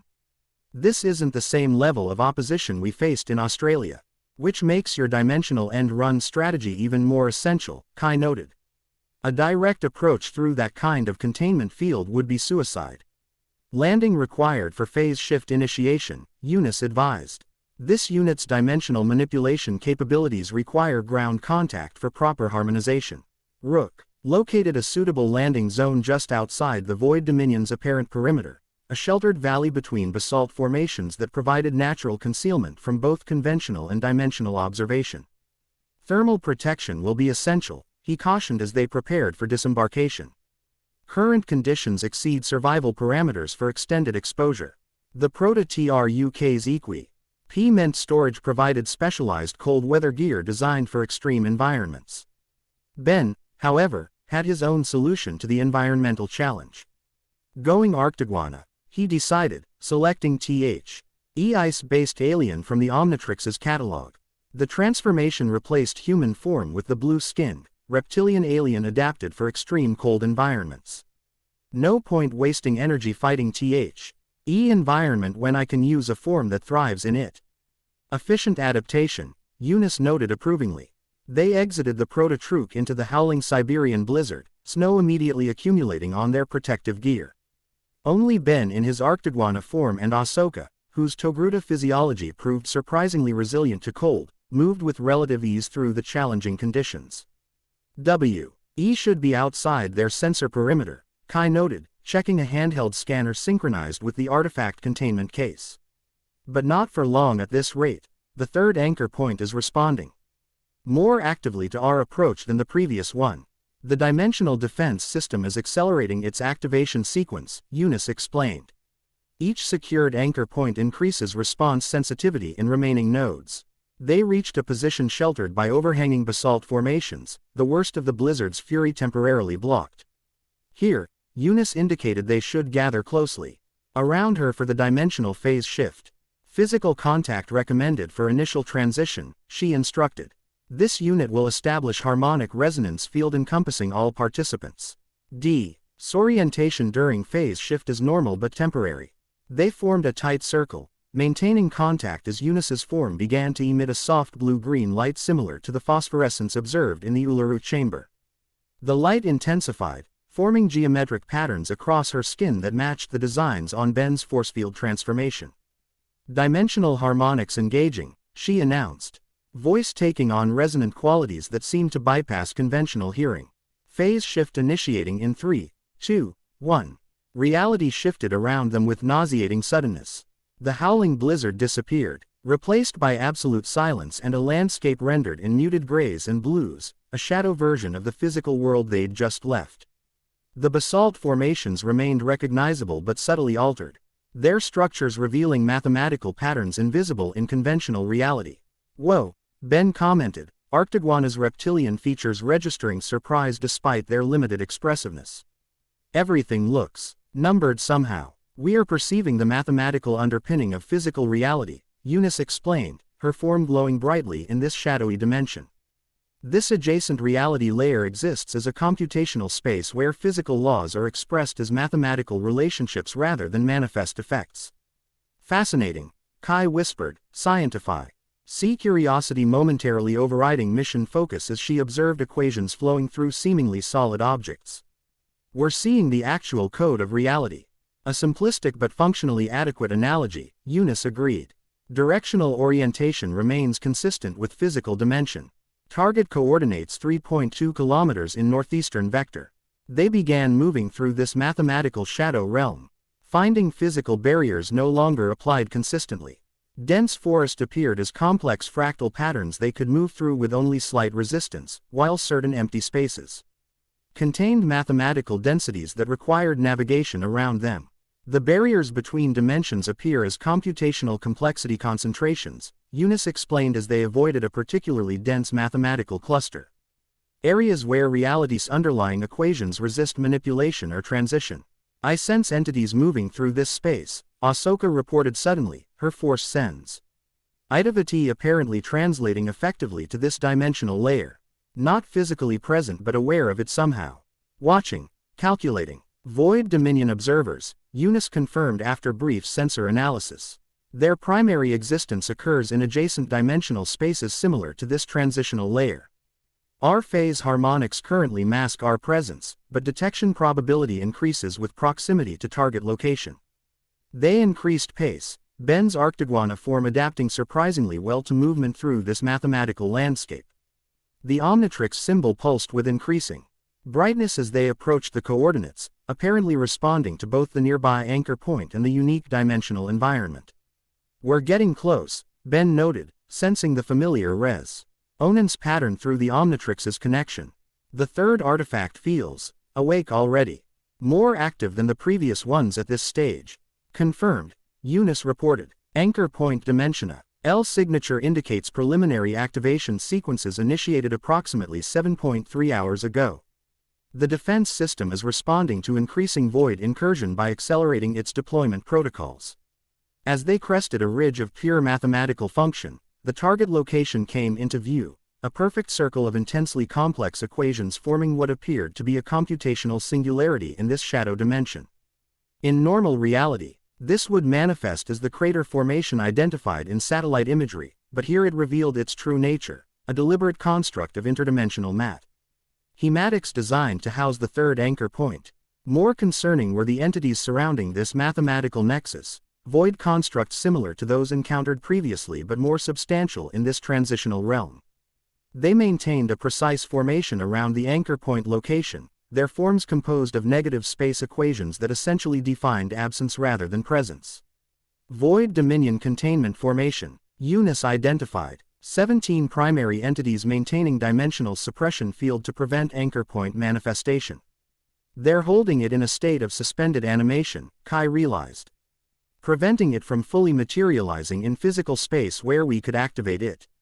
Ben studied the formation, Arctiguana's calculating mind analyzing tactical options.